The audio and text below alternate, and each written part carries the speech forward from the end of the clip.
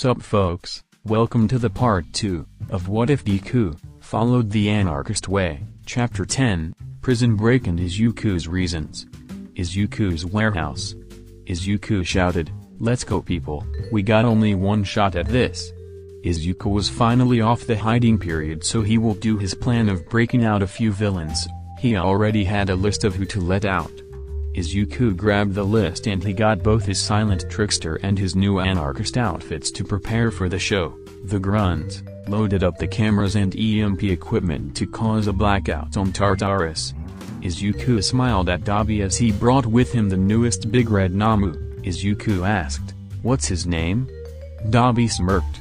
Izuku loved it because the only thing Endeavor had ever known in his life is how to be number 2, which Izuku looked at a truck coming in.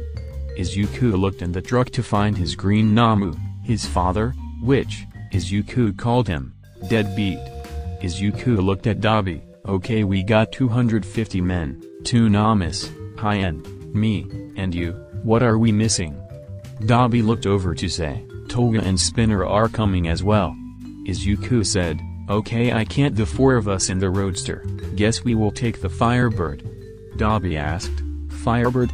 Izuku went to his personal warehouse to reveal a black 1977 Pontiac Firebird Trans Am, the same one from Smokey and the Bandit, with a Firebird logo on the hood. Dabi couldn't stop looking at it.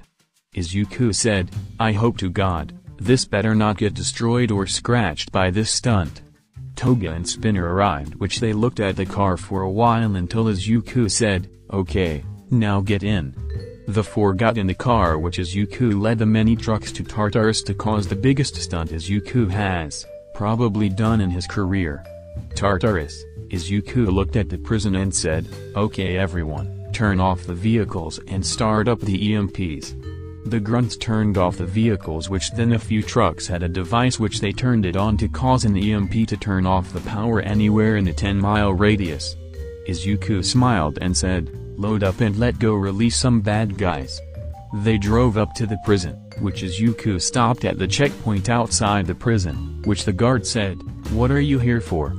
Izuku pulled out his gun to shoot the guard in the head with a few rubber bullets. He got out of the car to push a button to let him and his entire army in. Izuku drifted in, which Dabi came out to roast the guards. Spinner and Toga went wild. Deadbeat was ordered to take out the guards. Dabi ordered 2 to roast up some guards with him, and the grunts shot up the place. Izuku got to the control room of the prison, which when the grunts fixed up the power so Izuku could start the show. Izuku looked at the cameras to say, "Start rolling." And Mirio.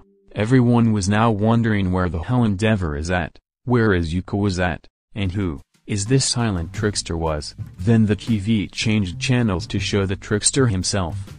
Everyone looked at the screen, which the trickster held a big card which reads, "Hello everyone, today I'm going to do a face reveal to you all today. Trust me, you never see it coming." Trickster then took his mask to reveal Izuku Midoriya, which he said, "You thought Trickster was going to be someone else." Izuku pointed at himself with his thumb to continue, "But it was me, Izuku Midoriya, the anarchist. Now that I revealed myself, I would like the heroes to know that I'm at Tartarus breaking people out. Stop me if you can." Hee. Everyone dropped everything, which the heroes ran out of the building to go to Tartarus to stop Izuku from freeing some of the worst villains locked up in that place. Tartarus. Izuku took the microphone on the desk to say, "Hello my fellow villains, I'm the anarchist. Hopefully you all have heard of me. If you don't, you are about to watch me in action. I'm here to break some of you out to help the League of Villains and the Shihosekai. For those who aren't getting out, you know why." Izuku started letting villains out and checking people off his list, which, then he got to the last villain, Toxic Chainsaw. Izuku's grunts guided the newly released villains to their new weapons that Izuku's grunts have made. Then they got in the trucks to head back to base. They were off the bridge, but the military and pro-heroes have arrived to ambush them. Izuku drove his car to hide behind one of the big trucks. Izuku yelled in his radio, "Scatter!" The villains in the truck started using their quirks to fight off the heroes and military, which the grunts were shooting quirk erasing bullets and normal bullets to fight them. Izuku and his gang drove off because fuck that shit, Izuku already won in the end. He got the villains out of Tartarus and he broke in which he gave everyone the locations of where to meet if this situation happened and they escaped. Izuku saw some military cars chasing them which Dabi started shooting his blue flames at them to melt the cars. Izuku then drifted his way back to the warehouses which the four got out which Izuku said, that could have gone better. Dabi said, maybe next time, don't mention your location. Izuku said, I wanted some entertainment but that was a little much. But now I wait for who didn't get caught, and warped them here. Izuku then did some paperwork while the grunts who didn't go to the prison worked on stuff which Izuku was glad to bring only a quarter of his workforce to the event. Izuku looked at his watch to see the time. He got up to go to the front of his personal warehouse which multiple grunts and villains he freed appeared. Izuku then counted the grunts and villains which came out, to 190 grunts and 50 out of the 100 villains he freed. Izuku smiled, this is better than I expected from that ambush, well Sensei and Kai would be proud. The pro heroes, Interpol, and police. They looked what happened to the prison, the EMP, the army that came in, the villains that escaped, and the three Namas. High-end, Izuku's dad, and this newest one that followed Dabi. On closer look it looked like Endeavor which they stopped and were horrified that they turned Endeavor into a Namu. They were now going to capture Izuku because everyone knows that he gets bored and goes out to cause trouble. Izuku never stays out of the public's eye for long, he loves to cause trouble, and he loves to test the system in almost an act of revenge against the government who caused the quirk, hierarchy. George's theory of Trickster being Izuku was correct which means Izuku was wearing out the heroes and authorities just to do his biggest stunt, which led to 50 supervillains escaping successfully. Everyone was now wondering what he can possibly do next. He was a chaotic teen who did have a code to live by which he didn't kill but he can injure. Mirio looked at Izuku's picture and thought about every fight they had. How he smiled at every single one of their fights and certain other heroes smiled at but most heroes he didn't smile at. Mirio then thought, what if he has certain people he likes to fight and people he doesn't want to fight? Could he want to attack the heroes he likes for his entertainment and beat up the ones he hates more virtually? Mirio looked at all recorded fights of Izuku with pro heroes to find that there was fights he smiled, and he and some looked annoyed, which the interactions were also different as well. For the ones he smiled, he planned to fight them, was prepared for them, and talked a lot. As for the annoyed, he was less prepared, but he still had a plan for them, like he was annoyed by their existences, and didn't talk much. Mirio quickly made a list of the heroes which he concluded that this were the heroes Izuku loved to fight or respected. The list included himself, Eraserhead, Midnight, somehow Miss Joke, every single member of the Wild Pussycats, Present Mick, Ingenium, and for some reason All Might. Mirio concluded that Izuku must still respect All Might in a sense or he just loved reminding All Might of his greatest mistake. Mirio looked at the list and thought to himself, I know this is a long shot, but these are the people he will attack when he shows himself again. Izuku's a few days after Prison Break. It's been a few days since the Prison Break which he showed the villains the Alliance of the League and Overhaul which a foe looked at Izuku like a proud father looked at his son. But Izuku hasn't reappeared because he had his dates with his two ladies and maybe some are with them. But they haven't come back saying he was going to be the father, so he felt lucky. Right now, he was helping his mom keep calm that he wasn't going to be arrested or getting taken away from her. As well as teaching Gon about money flow in the underworld and why you should bank accounts in Jamaica and other places, instead of some bank nearby in Japan. Then Izuku went to the warehouses to give high-end more quirk analysis notes for him to read, then looked at his equipment to say, fuck it, time for my reappearance. I guess Mirio will be my targetorial at Biezawa.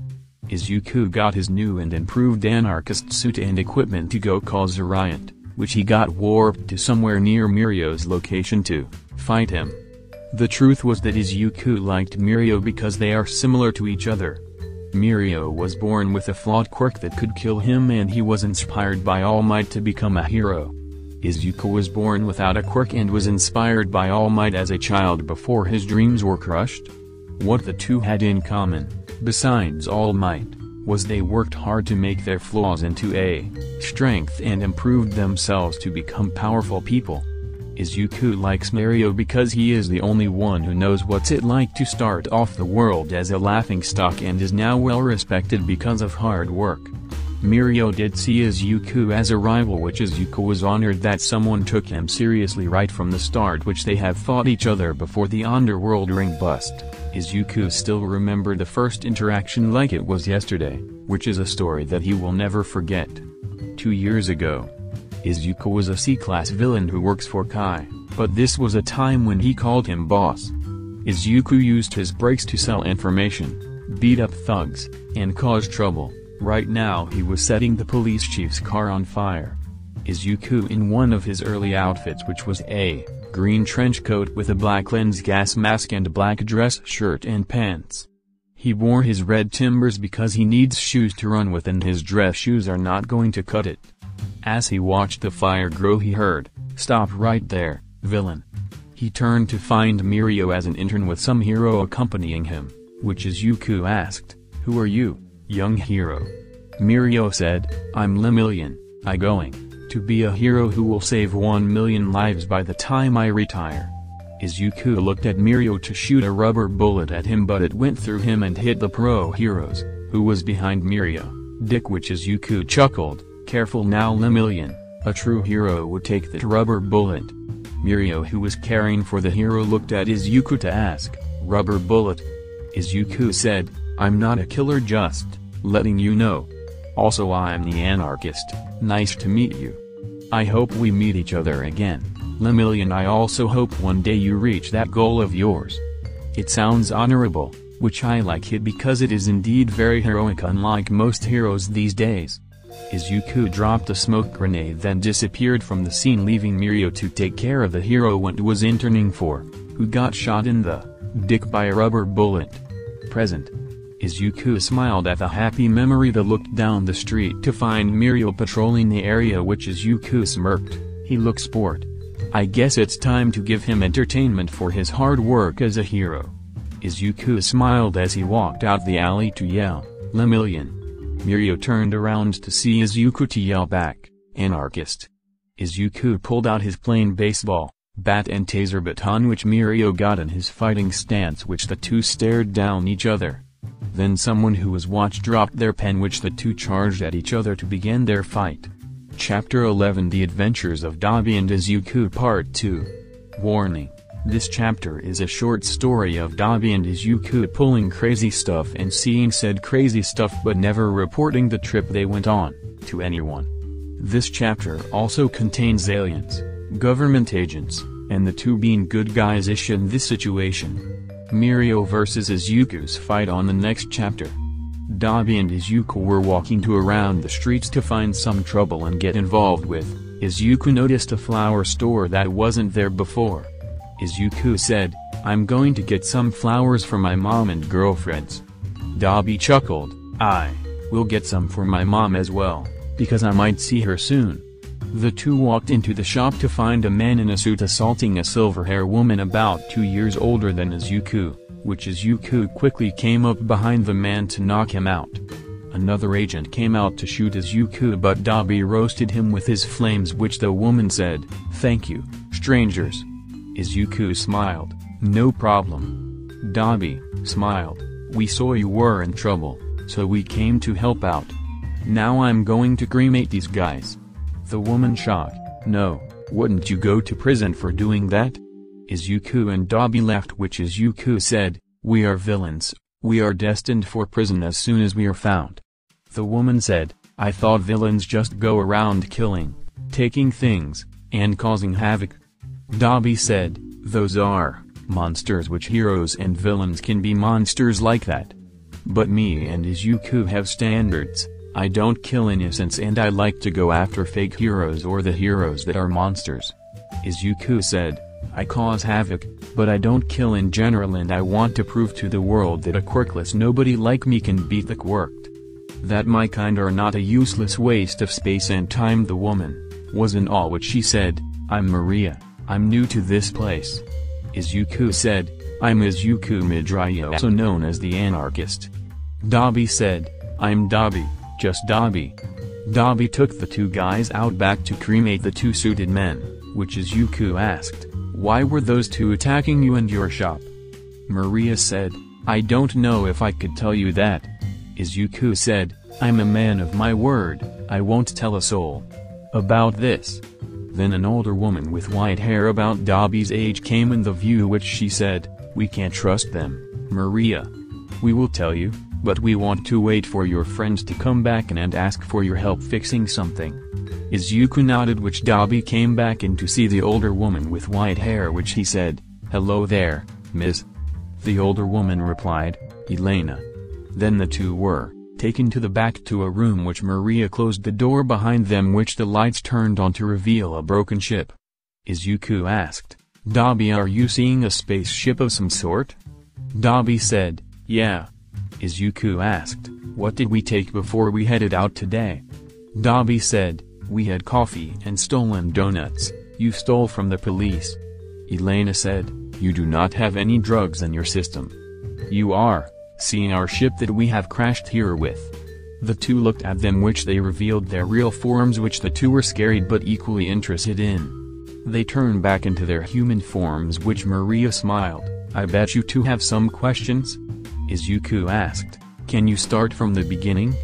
The two told their story, that they came to Earth to learn about the quirk evolution because they were developing it as well. They wanted to know if having quirks were okay to live with, which so far, their results are showing that quirks are bad for society, but they were shot down by the Japanese government to be captured. Dabi asked, what are you going to do with your quirked people when you come back with these results? Elena said, we will sadly sterilize our quirked society, which will hopefully stop the quirks. Izuku said, what did you two see to prove if quirks are bad for society? Maria said, we looked for crime increases, destruction increase, and civil rights, which we saw a lot of crime and property increases, but the civil right were okay, we guess. Elena said, you're the Anarchist, to which you are one of this country's most wanted villains because you are against the government, and you are popular with the quirkless because you are quirkless. Izuku smirked, you see, we have had quirks for so long the world looked at my kind as a waste of life in general, which when I was younger, I was bullied a lot and the quirkless population committing suicide was high.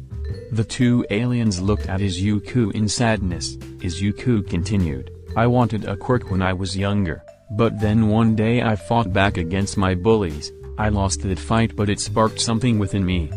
I started going to underground fight rings to improve myself, which I got strong and learned different fighting styles.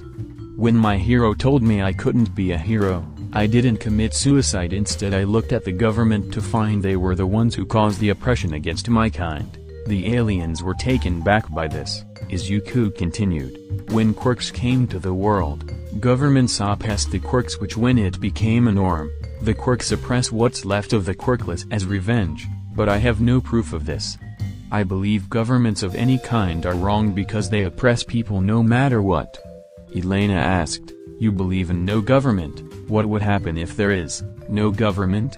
Izuku smirked, people will live by their own moral code, they will choose what is right and wrong. They will eventually live in peace by their own shared moral codes. Maria asked, what about you, Dabi? What do you think of quirks? Dabi told his story, which he answered the question, I believe that there will always be people who will strive for power which they will do anything for. But I believe that what the person who has a quirk can decide how they will help society with it, even if they are labeled as a villain. Elena looked at Maria to say, I think we might allow quirks, but it will take time to fully accept them like your society has. We will work to make a government to treat those with quirks and quirkless can treat each other as equals. Izuku and Dabi nodded, which Izuku asked, I will bring my grunts to come to get it fixed. Izuku picked up the phone to call Kurogiri to warp a few of Izuku's grunt to fix the spaceship. Izuku told his grunts, "Okay guys, we need this thing fixed. No questions, just look at the blueprints for each part, and get working."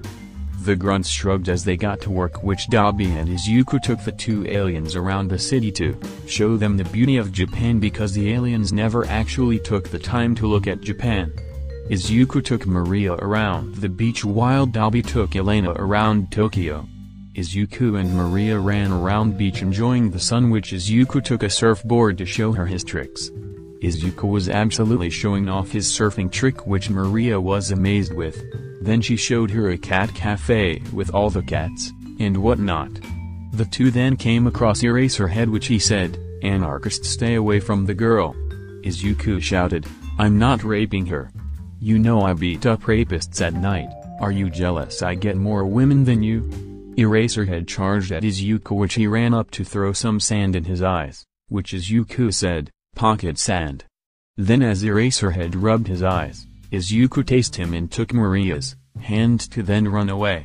When they got a safe distance, Izuku said, "I'm sorry about that." Maria giggled, "It's okay, you're a villain and that is an occupation hazard." Izuku looked at her, "I know, right?"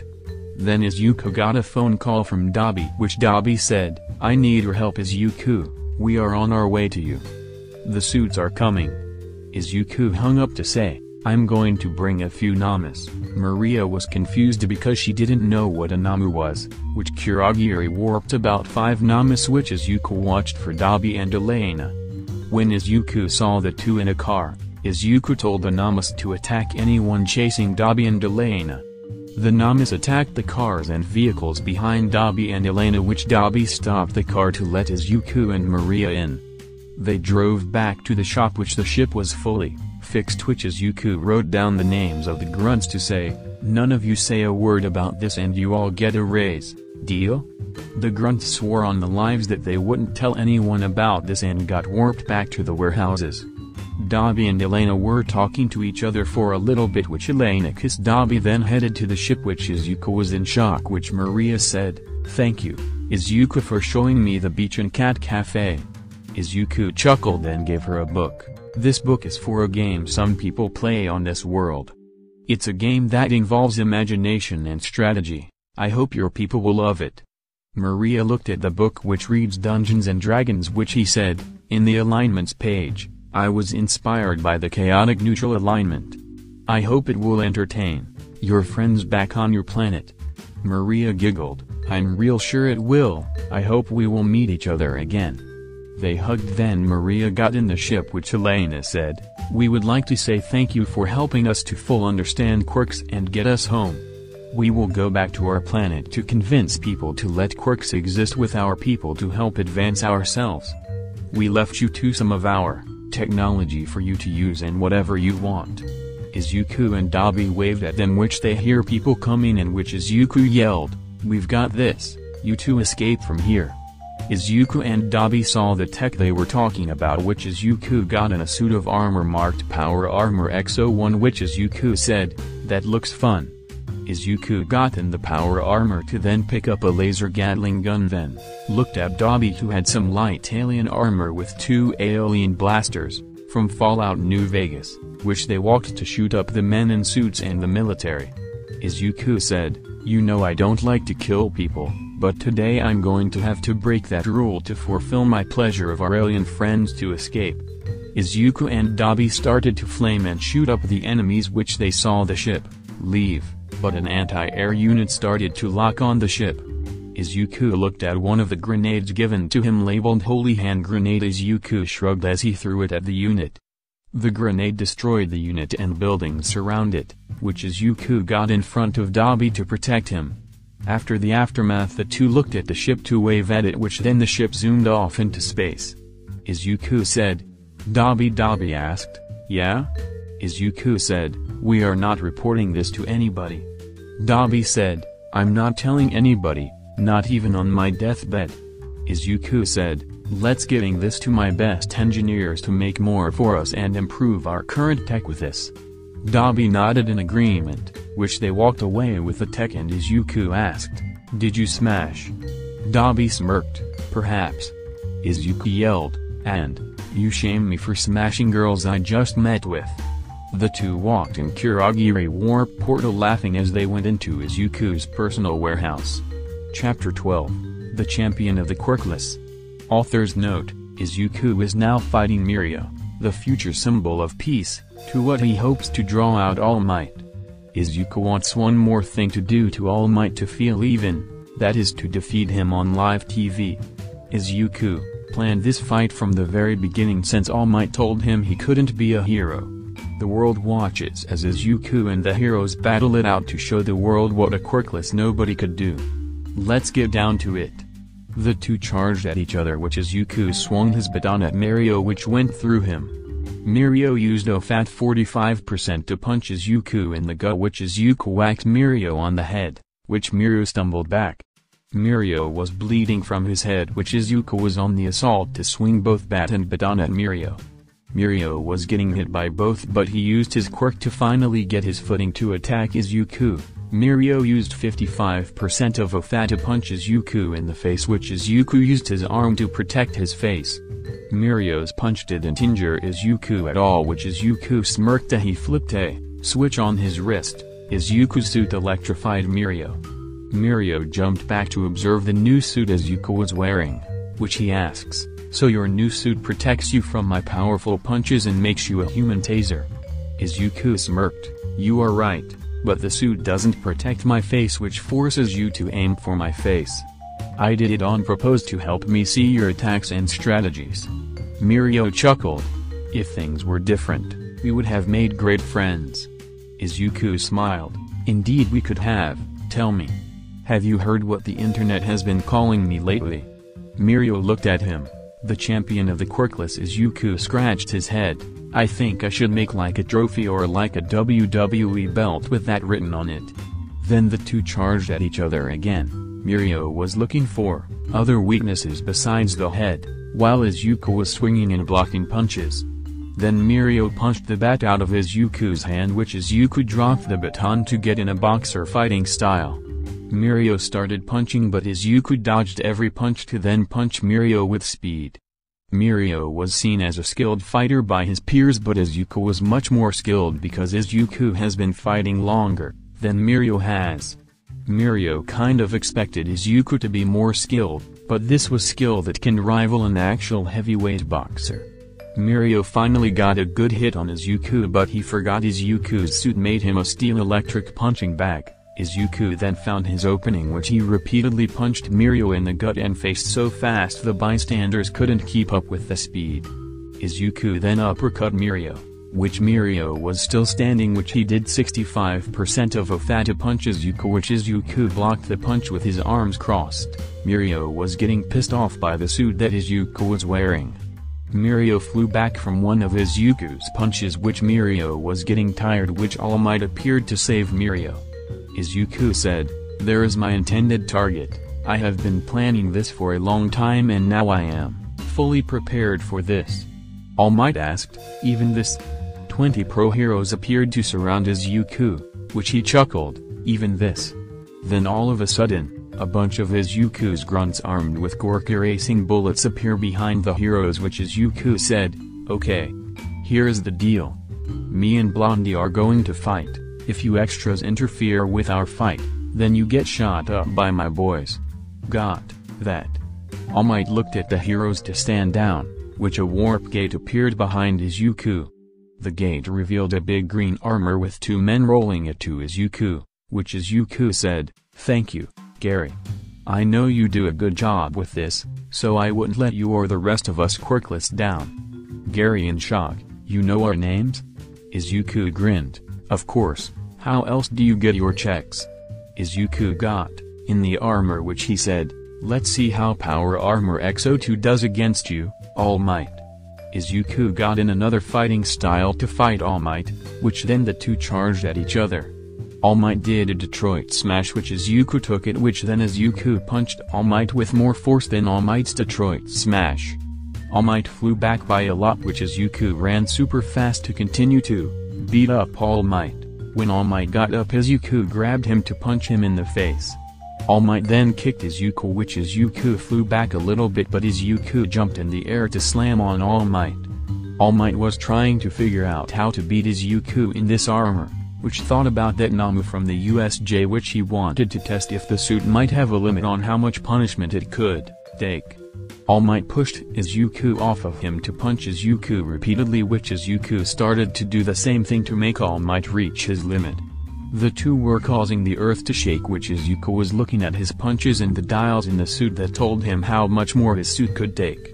All Might was feeling weaker by the second, which Izuku changed his fighting style to swipe All Might's legs to make him fall back. Izuku took advantage of All Might being in midair. Izuku then said, "Punching speed, IP Man. Look up IP Man," where he beats the shit out of 10 black belts, but skip to where he punches that one guy in the chest stupidly fast. Izuku then jump up to punch All Might repeatedly in the chest at extreme speed, which everyone watched was shocked by the speed of the punches. All Might was in the air coughing up blood from each punch, which Izuku then grabbed him to slam to the ground.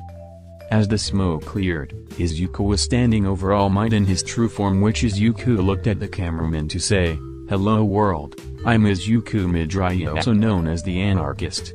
This is All Might's real form, believe it or not. I would like to answer the world's question on what his quirk is." All Might groaned, "Please. Don't." Izuku said, "The name of his quirk is known as One for All, a quirk that stockpiles energy and power that the user could pass to another person. Each generation it gets stronger, then when the user gets it to its limit, then they give it to some else, which then they make it stronger." Now here is what is funny, All Might was quirkless before he was given this power. The world was in shock by what Izuku was saying. Meanwhile, at the League's base and Kai's hideout, they were enjoying Izuku destroying the reputation of the #1 hero. Izuku said, "When I asked him if a quirkless nobody like me could be a hero, he said no. Now All Might is here laying in defeat by a quirkless nobody. To my quirkless brothers and sisters who have been thrown aside, abused, and left for dead, this is for you. This is to show the world that we are not useless, we are not less than human, and we are not a waste of life." Izuku grabbed All Might by the suit to say, "All Might, you are nothing but a traitor to the quirkless by abandoning your quirkless roots. You forgot about what it was like to be powerless like us. You will be seen as the traitor of the quirkless and the biggest liar in the world." Izuku threw him to the side like he was a trash bag, which Izuku said, "Also for my fellow quirkless, if your heroes, teacher, mentors, and parents tell you that you can't be a hero, villain, or anything in life, I'm here to tell you that you can be whatever you want as long as you work hard, and never give up." Izuku then walked to the portal, which Mirio got up to say, "I will not give up so easily, Izuku." Izuku got out of his armor to take off his suit, which he was in nothing but a t-shirt and shorts. Izuku said, "I will defeat you with nothing but my raw strength. I have broken my bones, ripped my muscles, and been beaten until I lost consciousness. I became strong because I started out in this world weak and I had to become strong." Mirio said, "I share a similar story. We started off in this world as laughingstocks, but we worked hard to get where we are at." Izuku got in a fighting stance to then think about the words from a wise man he trained with one time, "To gain true strength, you must let go of your hatred." Izuku thought to himself, then took a deep breath. Then he looked at Mirio, whose fist was almost an inch from his face. Izuku ducked under the fist to punch Mirio in the gut 5 times. Mirio flew over to feel pain. Izuku turned to him, which Mirio covering his gut. "What was that?" Izuku smiled. "This is what happens when I let go of my hatred. Now I will beat you without a quirk." Mirio looked at Izuku to not see hatred or his nonsense in his eyes, but they were perfectly clear and empty, which terrified Mirio. Mirio charged at Izuku, which Izuku dodged his punches and waited for Mirio to catch his breath. Izuku dodged each punch until he saw his chance, which he kneed Mirio in the face, which Izuku started punching Mirio repeatedly as he was falling backwards to the ground. When Mirio landed on the ground, Izuku stopped, which Mirio started spazzing out of his control for a little bit. Izuku in concern checked his pulse and everything to say, You're fine, I didn't injure you bad enough to force you to retire. You will just be in a lot of pain as soon as you wake up. The heroes, who still had guns pointed at them, and Izuku's grunts were in shock, which Izuku said, "Time to head back for a party, guys. You are all getting a raise." The grunts cheered, which Izuku, his power armor, and his grunts were warped back to his warehouses to party hard. The heroes ran to All Might and Mirio to get them to a hospital, because they were seriously injured. The warehouses.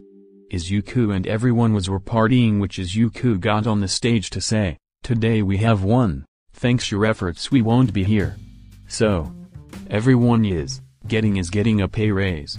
Several shipping containers, big metal ones, behind Izuku opened up, which Izuku grabbed a few fat stacks to throw them while saying, "You're getting pay raise." Throws a stack of cash, "You're getting a pay raise." Throws another stack, "You're getting a pay raise." Everyone here is getting a motherfucking pay raise. Izuku heard Kai say, Izuku language, "Eri is here." Izuku turned around to say, "I'm sorry, Kai. I'm sorry, Eri." Izuku saw Sensei with the League, the rest of Kai's best men, his mom, Gon, and his girlfriends, which Izuku said, "I was wondering if you all were coming." Sensei chuckled, "Looks like someone is happy today." Izuku said, "I believe happy is an understatement, but thank you, Sensei." Tamura asked, "Where did you get that power armor, because Dabi said you two just found it in the middle of nowhere?" Izuku said, "We did find it in the middle of nowhere, there was an abandoned gas station and there it was, which I said, looks neat, I'm taking this." Fallout 4 reference maybe? Izuku and Dabi were never tell the truth of how they got it, which no one would believe them anyways. Eri and Gon gone up to him to say how cool his fighting styles were and asked many questions about it. Izuku just laughed to say, "When you two get older I will teach you about boxing, Wing Chun, and other martial arts fighting styles." Sounds good? The two nodded, which he said, "Okay, you two, I'm got to get ice for my hands." Dabi brought a bag of ice and a bowl to put them, which Izuku took off his gloves to reveal his bloody and almost broken knuckles. Everyone looked at his knuckles and thought how he was keeping a smile on his face, which Izuku laughed, "If I haven't trained myself so hard, I would be in pain and not be throwing this party." Then Izuku's men came up with something covered in a blanket, which Gary said, "We heard your idea of making a WWE-like belt with the words 'The Champion of the Quirkless', which this is a gift from all of us. For giving us jobs, to help us find purpose, and to show us we are something in this world." Izuku said, "You guys, thank you for the belt." Izuku got the belt on the say, "I will wear this around proudly." Izuku got back to his chair to continue to ice his hands, which he thought, "I wonder how Mirio is doing?" The hospital.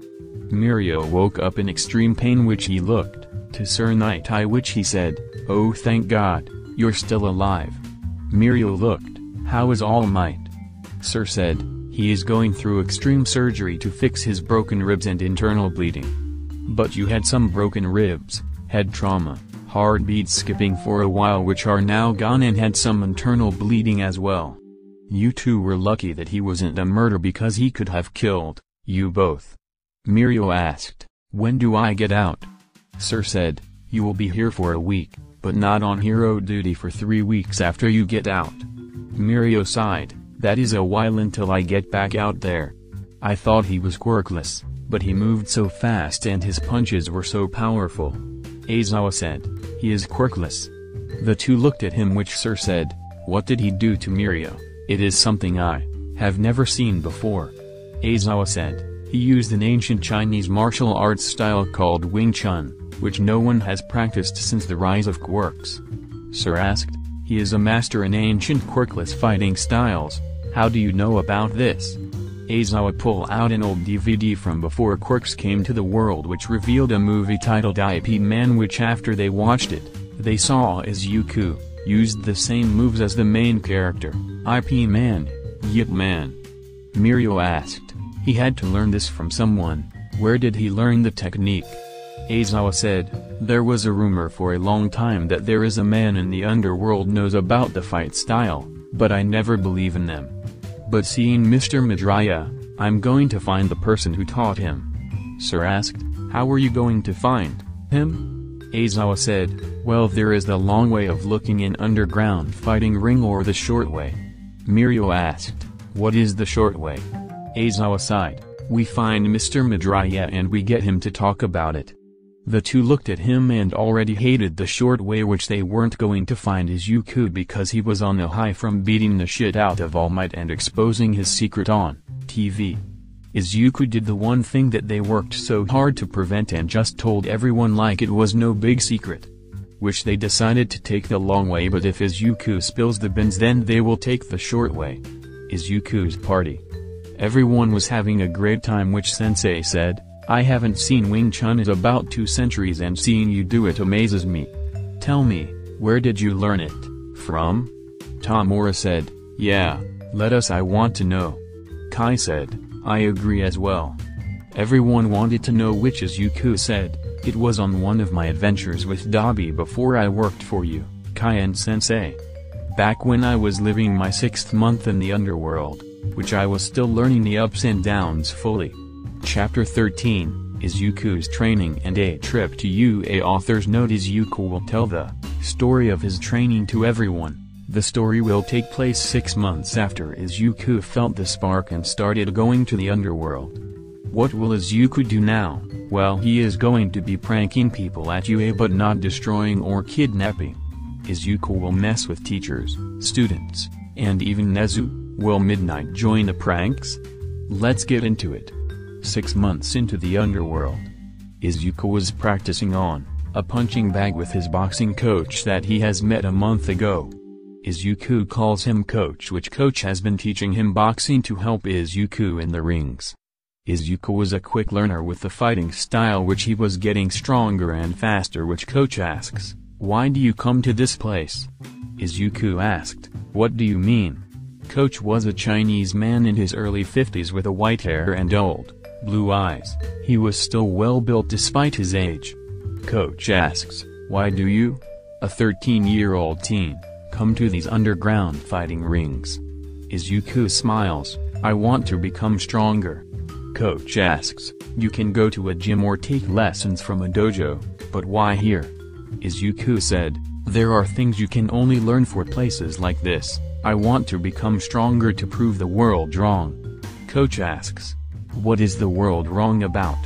Izuku's face was a sadden, that my kind is weak, useless, and a waste. I want to prove that we aren't weak, are not a waste, and we have every right to have a happy life like everyone else.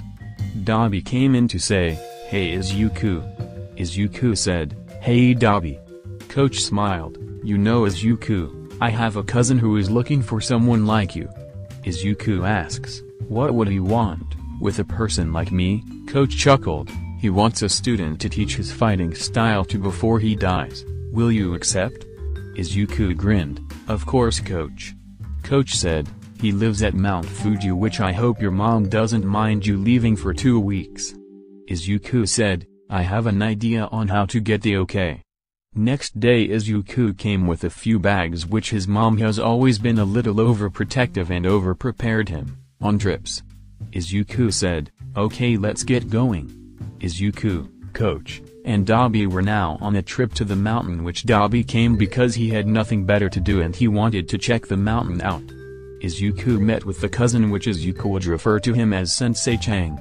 Sensei Chang in just 1 hour gave Izuku the name Gurren Monkey, meaning green monkey, which Izuku did act like a monkey with his jokes.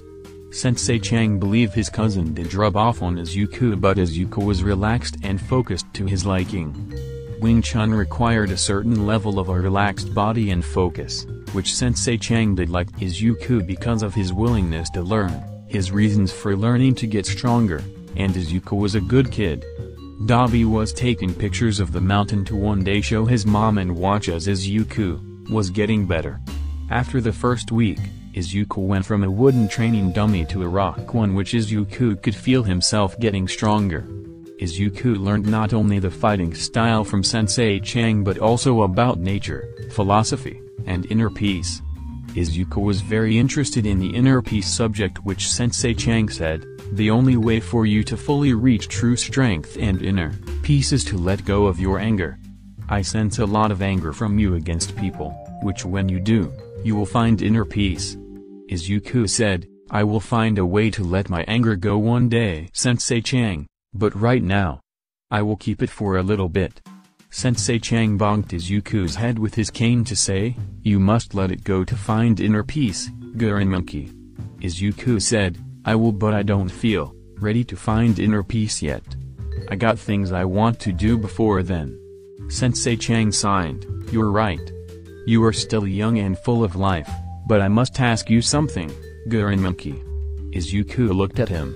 Yes, Sensei Chang. Sensei Chang asked, will you use this to kill? Izuku quickly to say, no way. I don't want to kill anyone. Sensei Chang asked, even if they deserved it, even if they are pure evil? Izuku said, I will never use this to kill anyone. I believe that killing isn't the last opinion for anyone. Sensei Chang smiled, I truly have someone here who I can teach my final lesson to. Izuku leaned closer for Sensei Chang to reveal the last lesson to him, which Sensei Chang said, the secret to everything is not harmony, inner peace, or emptiness. It is becoming one with your mind, soul, body, and universe. Izuku leaned back to say, well, that is definitely something that I have to think about for a long time. Sensei Chang and Izuku laughed for a while until Sensei Chang vanished into thin air, leaving his clothes, which Izuku in shock. Coach and Dabi went up to check on the two, which Coach asked, where is Chang? Izuku said, I don't know how he did it, but he got taken away by Thanos' snap. Coach said, oh, he does that with people because of his warping quirk. Izuku looked at Coach, what? Sensei Chang appeared behind Coach and Dabi to say, got ya bitch. Everyone laughed their asses off from this, which concluded the 2-week-long training. President Dabi said, oh look, Coach is here. Coach say, hey Gurren Monkey. Izuku said, hey now, Sensei Chang is the only person who can call me that. Coach said, well, you did put on a good show out there today. Everyone looked at Coach, which Miss Madrya asked, wait, that field trip to Mount Fuji wasn't a school trip? Izuku with wide eyes, oops, I forgot about that part. Everyone had a good laugh, which Sensei asked, since you beat All Might, what are you going to do now? Izuku chuckled, same thing as I've always been doing. Going around and causing trouble wherever I go. They continued to party and Izuku was with his girls, which he still refused to let Sensei or Eri to heal him because he believes that this injury wasn't enough for them to waste their energy on. Which Izuku will think about his pranks on UA that will screw with the teachers, students, and most importantly, Nezu. 2 days later at UA, Izuku stood outside the gates of UA and thought to himself, first stop Aizawa's office. Izuku walked through the gates with a device that jammed any electronic device 20 feet near him. The alarms didn't activate, which Izuku laughed his ass off. Izuku went to Aizawa in his office sleeping in his sleeping bag, which Izuku pulled out a permanent maker to draw whiskers on his face and made his nose completely black. Izuku then drew a penis on his forehead for go measure because he wanted to see how long before someone will tell him about his face. Izuku then looked at Midnight looking a little bored in her art class, which she was about to start class, which Izuku made the biggest grin in his life.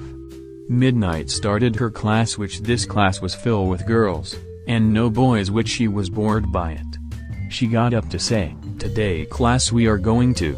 Izuku came through the door wearing nothing but towel covering his 9 inches of tricks to say, have no fear. Why? Because your nude model is here. The students were in shock, which Midnight smiled very big and said, you heard the man, this is our nude model and we are going to draw him. One of the students asked, isn't this illegal? Izuku said, here is every reason why this is legal. The age of consent is 13, I'm giving consent, and this is art. Midnight asked, can you get on the stand and pose for us? Izuku got on the stand then posed. Remember the flexing pose All Might did in the movie? which Izuku said, after this midnight, we should pose together like slave and master, which I will be okay with a dog collar. As soon as Izuku said that, Vlad King was at the door to give Midnight something, but he was too traumatized to go in the room and he walked away and said, "This is a bad dream." Nezu was walking down the hall when he saw Vlad walking away from Midnight's classroom, which Nezu went to check what Midnight was doing. Nezu walked in to see Izuku posing, wearing nothing but a towel, while Midnight and her students started drawing him. Nezu in shock, "Mr. Midoriya, how did you get in?" Izuku smirked, "Through the front door, how else?" Nezu looked at Midnight, "Why are you not capturing him?" Midnight said, "Come on, he isn't doing anything illegal and he came in to help my class with our assignment." Nezu looked at Izuku's tattoos, which on his right arm had the words Power and Havoc with a Joker card. The left arm had heart on it, a stack of $100 bills, and the words Order. On his chest it had the words Civis Seditious Aceti Turbulentas, which Nezu knew meant anarchist in Latin, and on his back had a green monkey with red flaming eyes. Izuku chuckled, "Like my tattoos, Nezu?" Nezu looked at him, "You indeed have interesting taste, Mr. Midoriya." Izuku said, "Please stop with Mr. Midoriya, that was my deadbeat dad, call me Izuku." Nezu asked, "Okay Izuku, why are you here?" Izuku smiled, "I'm here to cause some havoc, but not enough to destroy anything but enough to fuck with people." Nezu said, "I'm giving you 5 minutes to run." Midnight took some pictures for her class to finish the assignment with, and Izuku said, "Okay, let me just give Aizawa's class some notes to help them improve, because I am the best quirk analyst in the underworld." Nezu knew Izuku was pushing him to letting him stay a little bit longer, which sighed, "Fine. 10 minutes, then we are calling the police and our teachers will arrest you." Izuku jumped up in the air in joy, which when Nezu left his towel came off, which everyone in the room had nosebleeds, which Izuku said, "Well, time for my next prank." Izuku left the classroom naked, which the students in the hallway was either scarred for life or the girls had nosebleeds from Izuku's 9 inches of tricks. Izuku just smiled as he passed by everyone to grab his suit and got it back on, then he went to classroom 1A. He opened the door to see Aizawa still had what Izuku drew on him in his face. Aizawa was pissed off beyond belief to see him, which Izuku dropped off his quirk analysis, off which he looked at Bakugo to say, "Hello Bakugo." Bakugo charged at him, which Aizawa stopped him because Izuku can kill Bakugo if he wanted to, which as Izuku left he heard Aizawa asked, "Where did you learn Wing Chun?" Izuku looked at him, "I don't know, Mr. Whiskers. I just happened to wake up and I know how to do it." Izuku looked at Power Loader's class and smiled. He came in the class to say, "Okay class, who wanted to look at my suit that makes me take All Might's strongest punch up to 5 times? Everyone stopped what they were doing to look at Izuku's suit, but he wasn't going to take it off. Power Loader couldn't tell if this was a dream or was this a prank Nezu was pulling. Izuku then said, "Okay, I have 2 minutes left before the police arrive to arrest me. I got one thing I know I'm going to do." 2 minutes, past which the teachers were looking for Izuku, which they looked around to hear a car start. They looked outside to find Izuku driving away in Aizawa's car while the rest of their cars had their tires taken off and slashed. Izuku drove off to yelled, "Have a nice motherfucking day." Aizawa thought to himself, "I can't believe he just stole my car." The teachers were pissed that he just made them buy 4 new tires for their cars, which later that night Aizawa came home, and right when he closed his door to his apartment, his car came out of a warp portal to land on his couch and coffee table. Aizawa looked at his car to read the note on it reading, "That was for thinking I had a quirk at the USJ and it's out of gas, just letting you know." Chapter 14, Be careful what you get into. Today is the day where Izuku learns valuable lessons and something new. Let's get down to business. Izuku was on the dinner table doing his bills and accounting until the news came on, which talked about how he walked in with ease and what he did. "Inko, Miss Midoriya," asked Izuku, "why did you do that to those teachers' cars?" Izuku said, "Because I thought it would be funny, Melissa and Kyoka came in too. Look at Izuku, which Izuku felt like he was in danger. He looked up to ask, "How was your day?" Melissa said, "I don't know, how was your day?" Izuku shivered. "It was fun, how about you, Kyoka?" Kyoka looked at Izuku. "I don't know. Is it a little hot here for your clothes?" Izuku now knew that they were pissed about him being a nude model for Midnight's art class, which he quickly texted Kurogiri. "Help me. Help me. Help me. Please." Izuku said, "I can explain." Izuku looked behind him to smile. "Well, speaking of bad timing, I got business to take care of. Gon, can you finish my bills for me?" Gon came over to do the bills, which Izuku quickly jumped portal, which he said, "Thank you, Kurogiri, I own you one." Kurogiri nodded, which Izuku got on the bar stool to say, "I would like a screwdriver, and a godfather to clear my mind." Kurogiri said, "You are 15, you shouldn't be drinking." Izuku said, "I'm a villain that beat up All Might and his successor, I should have the right to a drink. I'll pay you double if it makes you happy." Kurogiri asked, "What will your mother think?" Izuku said, "If I don't get caught, then there is no problem." Tamura came in to say, "Come on, Kurogiri, let him have a drink." Kurogiri sighed to start making Izuku's drinks, which Izuku said, "Thank you, Tamura." Izuku looked at Tamura, who was wearing a business suit like Sensei, except he still has the hands on his face and shoulders, which Izuku asked, "Man, Tamura, you have started to get great taste in clothing." Tamura said, "Yeah, I saw how Sensei wore suits all the time in his fights, which I thought maybe I should start dressing up like him to gain more respect." Izuku said, "Well, it's working because Kurogiri wasn't going to get me a drink until you came." Tamura chuckled, which Izuku got both of his drinks, which Tamura got his drinks, which the two were getting a little tipsy after a few more drinks. Izuku may be a little drunk, but he can still detect that Toga was going to jump him. Izuku grabbed her arm from stabbing him. He turned around to throw her a few feet away, which he asked, "Toga burp, why do you keep trying?"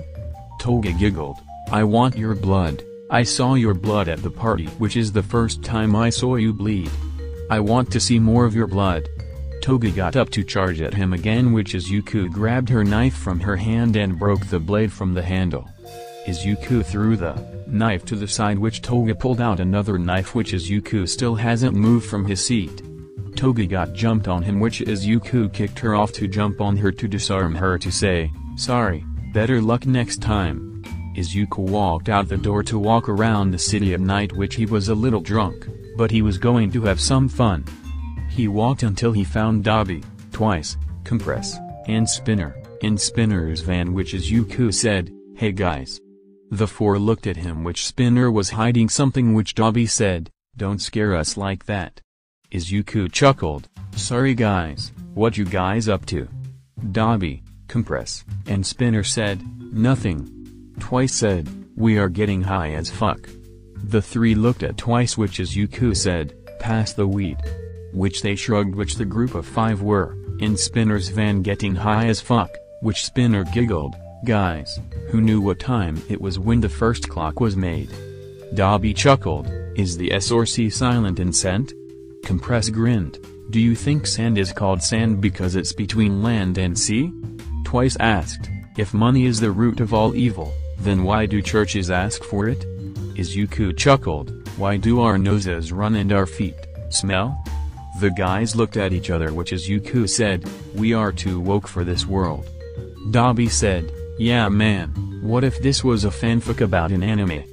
Which the author of this world just made this so other people can enjoy this world like he is." Spinner said, "Bro, I'm tripping balls right now, I can see the answers to the universe." Twice asked, "What are the answers?" Spinner stared into space. 42, just 42. Compress said, "I'm starting to get the answer to enteral happiness. Now it's gone." The five were super baked until someone banged on the window, which Izuku yelled, "Scatter!" The person who banged on the window was Mustard, which the guys jumped out of the van and scattered in different directions. Mustard was knocked down by Twice, which Spinner tripped a few times while running away. Dabi was running in zigzags, compress was climbing over fences while yelling, "I'm not going back." Izuku was running down alleys which now he was drunk and high as a kite, until he stopped at a pizza shop which he said, "I guess it's time to satisfy the munchies." Izuku walked in, which he got up the register to say, "I would like a pizza." The person behind the register asked, "What kind of toppings?" Izuku stared at the menu to say, "Yes." The person looked at the back to say, "Stoner special." He looked back at Izuku to ask, "Anything else?" Izuku said, "I would like a 2-liter cola." The person asked, "Anything else?" Izuku said, "I'm good." Izuku overpaid the person to take a seat with his 2-liter drink, which Izuku looked at his drink to look at the ingredients on the bottle. The pizza came to Izuku, which he engulfed it and chugged his drink, which he went back up to get some garlic bread. After eating the garlic bread, he went out to continue his adventure stoned and drunk. He continues down the street until he saw Midnight, which she was pissed about her car. Izuku said, "Hey there, stranger." Midnight said in her radio, "Little Shota has appeared, I'm going to need some." She looked at him as he walked like he was drunk and high at the same time, which she said in her radio, "I don't think I need backup, but let me check." She looked at Izuku, "Okay, how many of Midnights do you see?" Izuku looked at her, 3? Wait, I just realized if 2 vegans get in a fight, is it still considered beef? Midnight pulled up her radio, "The anarchist is drunk and stoned." Aizawa jumped down from the building to see the situation. He looked at Izuku to say, "I believe it's safe to say that we can capture him with ease." Midnight said, "I feel so dirty for taking advantage of this drunk and stoned Shota. It turns me on." Aizawa looked at her in disgust, which Izuku giggled, "Am I going to be a part of my fantasy threesome like I always dream of?" Aizawa was going to get some therapy after this, because this was something he didn't want to imagine, and he was now imagining it. Aizawa came closer to grab Izuku, but Izuku swung his arms around like a drunk, but something was unusual about his movements. Aizawa grabbed Izuku, which Izuku grabbed him to throw him into a dumpster. Aizawa asked, "Wait, are you using Drunken Fist?" Izuku giggled, "Perhaps." Aizawa said, "But Drunken Fist is to pretend you're drunk, not to actually be drunk." Izuku smiled, "Does it truly matter?" Midnight whipped Izuku's back, which he yelled, "Harder, mama." Midnight and Aizawa stopped at that moment, which Izuku dropped a smoke grenade to then run away to escape them. Izuku was still running around the streets trying to escape until Kurogiri warped his ass home. Izuku ran into the door, which his mom, Melissa, and Kyoka got up to check if he was okay. Izuku got up to say, "I'm good." He sat down to try to listen to what they had to say, but his mind was focused on something else entirely, which Kyoka looked at his red eyes. Kyoka asked, "How high are you?" The girls looked at Kyoka, which Izuku said, "No Kyoka, it's high, how are you?" They then knew that he was stoned, which Inko asked, "Where did you go?" Izuku smiled, "I went on this alien ship, which me and the guys were abducted by these aliens that were in the middle of giving us the keys to universe until some weirdo with a gas mask knocked on our window, which the aliens told us to run away. Tonight has been one crazy night. First I get a few drinks with a Tamura in a suit at the bar, then went to smoke a plant with the boys, then abducted by aliens with the boys, then fought Eraserhead and Midnight alone, then ended up here."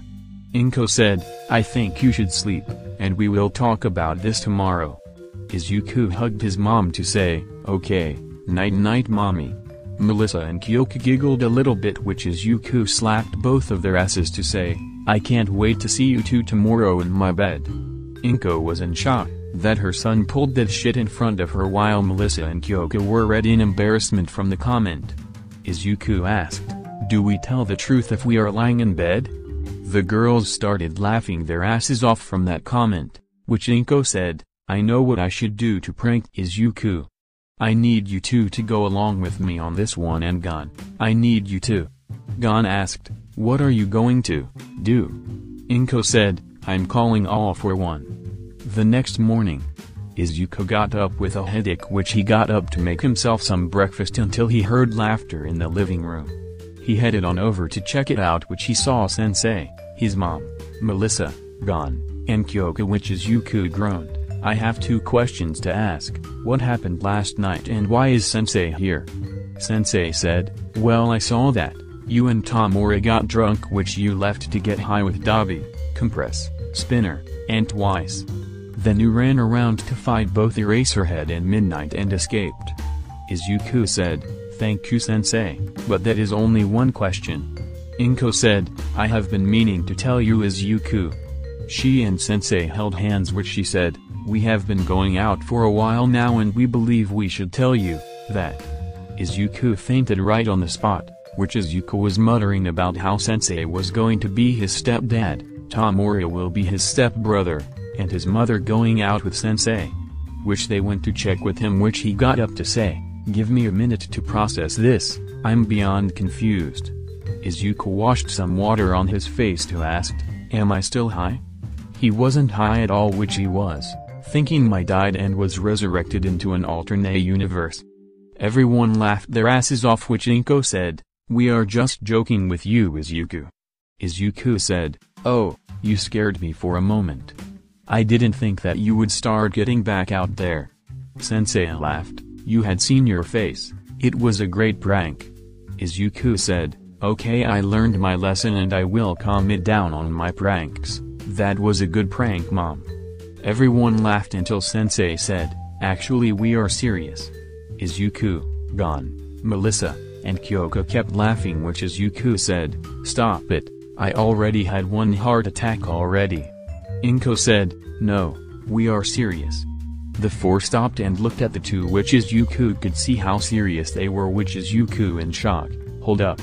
Chapter 15, Cutting Back? Izuku's mom is dating All For One. How does think about this? Izuku said he will tone it down on his pranks, but will he truly do?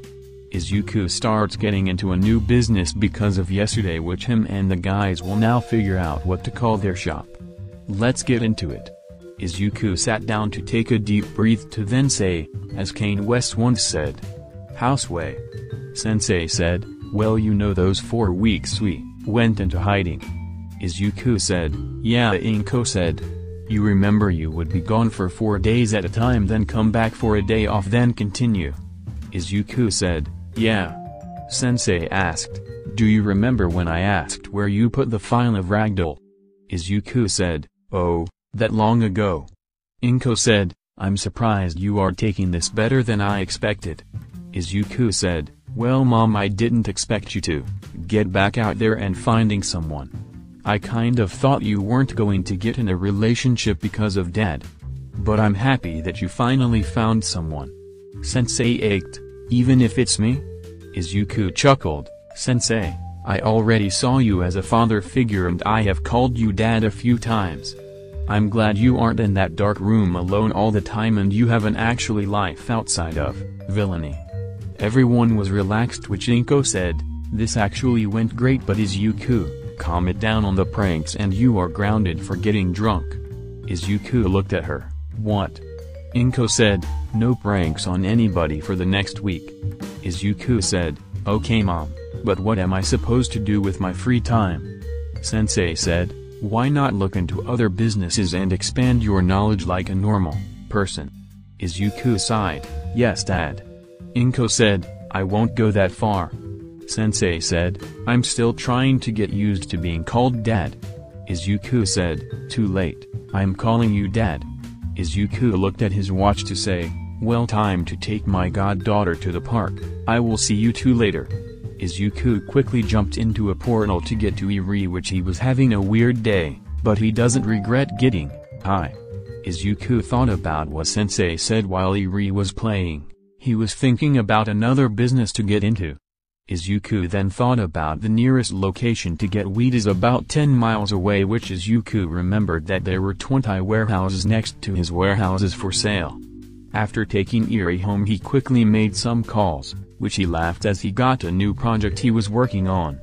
Izuku then called up Dabi, Spinner, Compress, and Twice to come to his warehouse at noon. When they arrived, Izuku had a slideshow presentation ready for them, which Izuku said, "Okay Dabi, Higuchi, Atsuhiro, and Jin, come have a seat." They sat down, which Izuku started with, "How far is the closest weed shop?" Dabi quickly responded, 10 miles, "Why?"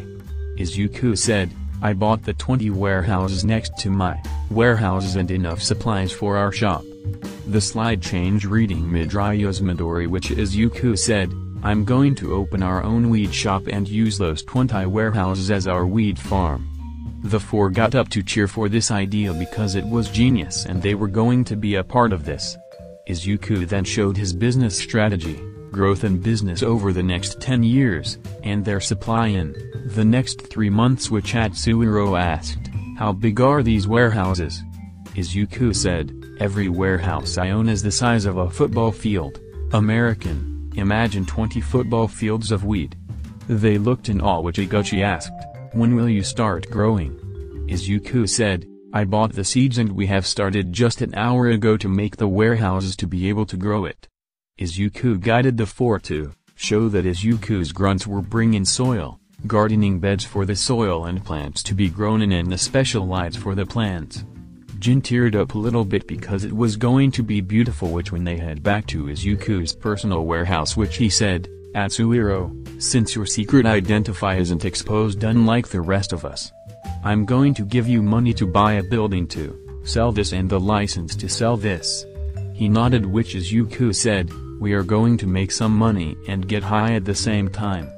Dabi asked, "Wait, are we supposed to not get high on our own supply?"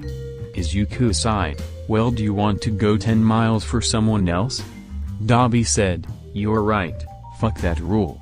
Which when they were done and hyped about Izuku's weed operation, Izuku said, "I need to find more warehouses to expand to other businesses because I completely bought out the warehouses in this place."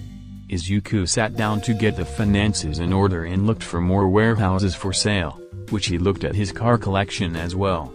Izuku looked at his Tesla Roadster, his Firebird, and his Corvette to say, "I'm going to start spending money from my Bahamas accounts because my Jamaican and my Japanese accounts is getting low." Izuku had bank accounts from all across the world which he would constantly fill, but when they get to a certain point, he starts spending money to not raise any alarms. Izuku has 2 Japanese accounts, 3 in Jamaica, and 5 in the Bahamas, which Izuku made a lot more bank than most people think. Izuku actually has stock from Microsoft, Apple, Critecoin, and Nikkei, which add that to his firearms business, supervising quirk erasing bullets, his quirk analysis, slave valuing, bank robbing, other villain things, and now weed business. It was safe to assume that he always has money on hand, which his mom knows about his Japanese accounts but not the rest. Izuku looked at a Rolls-Royce black badge, which he said, "I'm buying that." Izuku spent his money on it, which he can come by to pick it up. Izuku got on his business suit and brought a few weapons for just in case. He wasn't causing any pranks on heroes, he was going to pick up a car that he bought, and if a hero attacks him then it's self-defense.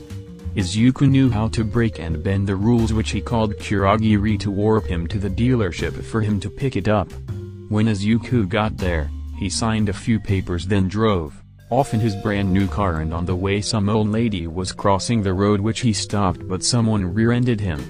Izuku was now pissed off. He got out his insurance card and license, which he got out of the car to look at who hit him. His eyes were wide that Sir Nitai rear-ended, which Sir looked back at him in shock, which Izuku yelled, "You bastard! I just bought this car like 10 minutes ago, what the fuck?" Sir yelled, "You are the bastard. You nearly killed Mirio and Yagi. If anything, you deserve to get your new car rear-ended." Izuku and Sir started throwing punches at each other because no one was around to stop them. It turned out the old lady that was crossing the road was Recovery Girl, which hit both their heads with her cane, which they stopped to look at her. Recovery Girl said, "That's enough from you two. I was enjoying my walk and then you two are ruining it." Izuku said, "This cocksucker rear-ended my brand new Rolls Royce, I want to kill him." Sir said, "I was on my way to get my brakes repaired in the first place, but this villain here nearly killed All Might and his successor. Izuku said, I wasn't going to kill them, I only want to ruin and break All Might for destroying my dream. What I did to him make me and him even. Mirio was nothing more than bait to get All Might to fight me. Just before they attacked each other again, Recovery Girl said, okay you two, I'm going to say this once. Mr. Midoriya, go home, and I won't report you were here. Sir Nightai, go home to go get some rest. Pretend this never happened, pretend that you haven't seen each other all week, and don't go chasing after each other. If you two don't, I won't think twice about beating the shit out of both of you two. They felt Recovery Girl's rage, which the two got in their cars and drove away like nothing happened. Which Izuku got back and parked his car in the workshop to say, before you ask, Sir Nightai rear-ended me on the way over here. His grunts felt the anger coming off Izuku, which they went to work on fixing the car while Izuku planned on making a prank or attack on Sir Nightai's building. Izuku was going to avenge his car and was tired of Sir's bullshit, so this plan was going to get even. Izuku then got hungry, which he looked at Deadbeat to say, go get me a pizza. Deadbeat run off to get Izuku, which he heard, out of all the things you can make it do, you make it go get you a pizza. Izuku looked over to see Kai, which Izuku smiled, hey Kai, you need me to do something? Kai said, I came to check on you, you looked a little stressed right now. You want to talk about it? Izuku told Kai about the car accident, which he chuckled, Recovery Girl scared you off? Izuku said, I'm not afraid to beat up a female hero, but I'm not hitting mothers and old ladies. I have standards for old men if they are heroes like Gran Torino. I would make sure he stays retired. The two looked at each other, which Kai asked, you want to go to the underground to fight out your anger? Izuku said, I got time, let's do this. Underground fighting ring. Izuku just took down his fifth opponent with his bare hands and he was super happy at the moment. It's been a while since he had a good underground fight. He had Kai betting for him and coach with towels and other stuff. Izuku stood over his lately opponent, then yelled, "WHO's next?" A man appeared in the ring. He had the gray hair and a lot of it, which Izuku asked, "You're looking a little luck, what is your name?" The man said, "Shinya." Izuku looked at him to say, "Well Shinya, I may be tired, but I still can kick some ass." Izuku got into a fighting position, which then Shinya turned into a needle to get into Izuku, which Izuku somehow grabbed him. Shinya thickness his head to ask, "How?" Izuku chuckled, "Trust me Edshot, I've known the secrets of everyone I see interesting and their quirks. When I saw you enter the ring, I knew who you were and your quirk, which I have to say that, you have a great quirk. But there is one flaw." Izuku started squeezing Shinya, which Izuku said, "It's easier to strangle and knock you out this way." Shinya was struggling to get out, but he was already at his thinnest and Izuku wasn't letting go, which Shinya passed out. Izuku threw him to the side to yell, "The heroes are coming." Everyone started running, which Izuku, Coach, and Kai ran out to escape the heroes and police coming in. Which when they were in the clear, Coach went home, while Kai and Izuku walked home to Kai's hideout. Izuku sat in the chair across from Kai's chair to discuss the second factory's production and what new technology Izuku is making. Kai asked, "Come on, between you and me, where did you get that power armor?" Izuku said, "Alright, between you and me." Izuku leaned closer to say, "Aliens." Kai looked at him, "Are you high?" Izuku started laughing, "Of course not, we actually found it in a warehouse outside the city in the wilderness. But the warehouse belongs to the government and we burned it to the ground trying to get it." Then Izuku got a call from Dabi, which Izuku said, "Give me a moment." Izuku picked up the phone, which Dabi said, "Meet me at your torture warehouse." Izuku asked, "You mean Cybus?" Dabi said, "Yes, come on over." Izuku said, "I'll get there when I get there." Izuku hung up to say, "Sorry about that, I'm going back to the warehouses to see what's going on." Kai nodded, which Izuku texted Kurogiri to warp him, which Izuku walked through. Izuku said, "Okay Dabi, what is Izuku saw Shito Todoroki on the chair chained up and Dabi standing next to him. Izuku asked, "What happened?" Dabi said, "I found walking around near here and I knocked him out." Izuku said, "Dabi, that is your little brother." Dabi said, "I know and I feeling bad about it." Izuku said, "Calm down, we can figure this out. Why not show him to and what you did to Endeavor, which hopefully he might join us." Dabi said, "I think that might work." Izuku said, "Have a talk with your brother and do big brother stuff with him, get him to know you. He misses you, your family misses you, and I think you catch up with them." Dabi nodded and Izuku left him to talk to Shito and hopefully get him to join. Chapter 16 The Adventures of Dabi and Izuku Part 3. On this adventure things are about to become Slavic as Izuku and Dabi had to rush to check on one of Izuku's buyers for his arms selling business. How crazy and Slav can the two be? Let's get down to business. A few days after Dad for One was revealed, Izuku was packing up for his business trip which he and Dabi are going on. Izuku said, "Okay Mom and Dad, me and Dabi are going to Russia for a week. So, if you need anything call me." All for One and Inka looked at him which Ifo said, "Okay. Don't get injured." Izuku and Dabi are wearing black Adidas jumpsuits with white stripes and black beanie hats, which Izuku said, "Let's go comrade." They texted Kurogiri to send the two to some coordinates outside Moscow, which Izuku said, "We have arrived at the motherland, comrade." Dabi said, "It's cool here like my soul." Izuku said, "Let's find Lenin Putin, who I haven't seen yet." An old Russian military base outside Moscow. Izuku and Dabi found Lenin's hideout which they came in to find guns pointed at them. Then they heard, "Hold your fire comrades. They are allies." The men lower their guns which a man in a hazmat suit, the Slavic mean kind, with two AK-47s strapped on him, and was riding a bear came into view. Izuku and Dabi thought to themselves, "I want to learn how to ride a bear." Then Izuku and Dabi noticed that there was Adidas Hard Boss playing in the background which the man said, "Turn off the music." The man asked, "Are you Izuku Madraya?" Izuku said, "Yes I am." The man said, "I am Lenin Putin, nice to finally meet you." Izuku came up to shake the Lenin's hand which Izuku said, "It is nice to finally meet someone like you as well." Lenin is quirkless just like Izuku and they both believe in equality for the quirkless and mutant quirk users. They were similar in ideology, but Lenin believes that communism can solve the inequality problem. Izuku did wanted to see if it would work, even though he was against all governments he still found them interesting in a way. He liked looking at their flaws mostly, but he wanted to see Lenin's communism in practice. Lenin said, "It's good that you are continuing to supply us with guns and ammo, comrade. But we heard you sell more than just those things." Izuku asked, "What did you hear, comrade?" Lenin said, "We heard you also sell quirky racing bullets and monsters, that is what we heard." Izuku smiled, "The quirky racing bullets, we can sell.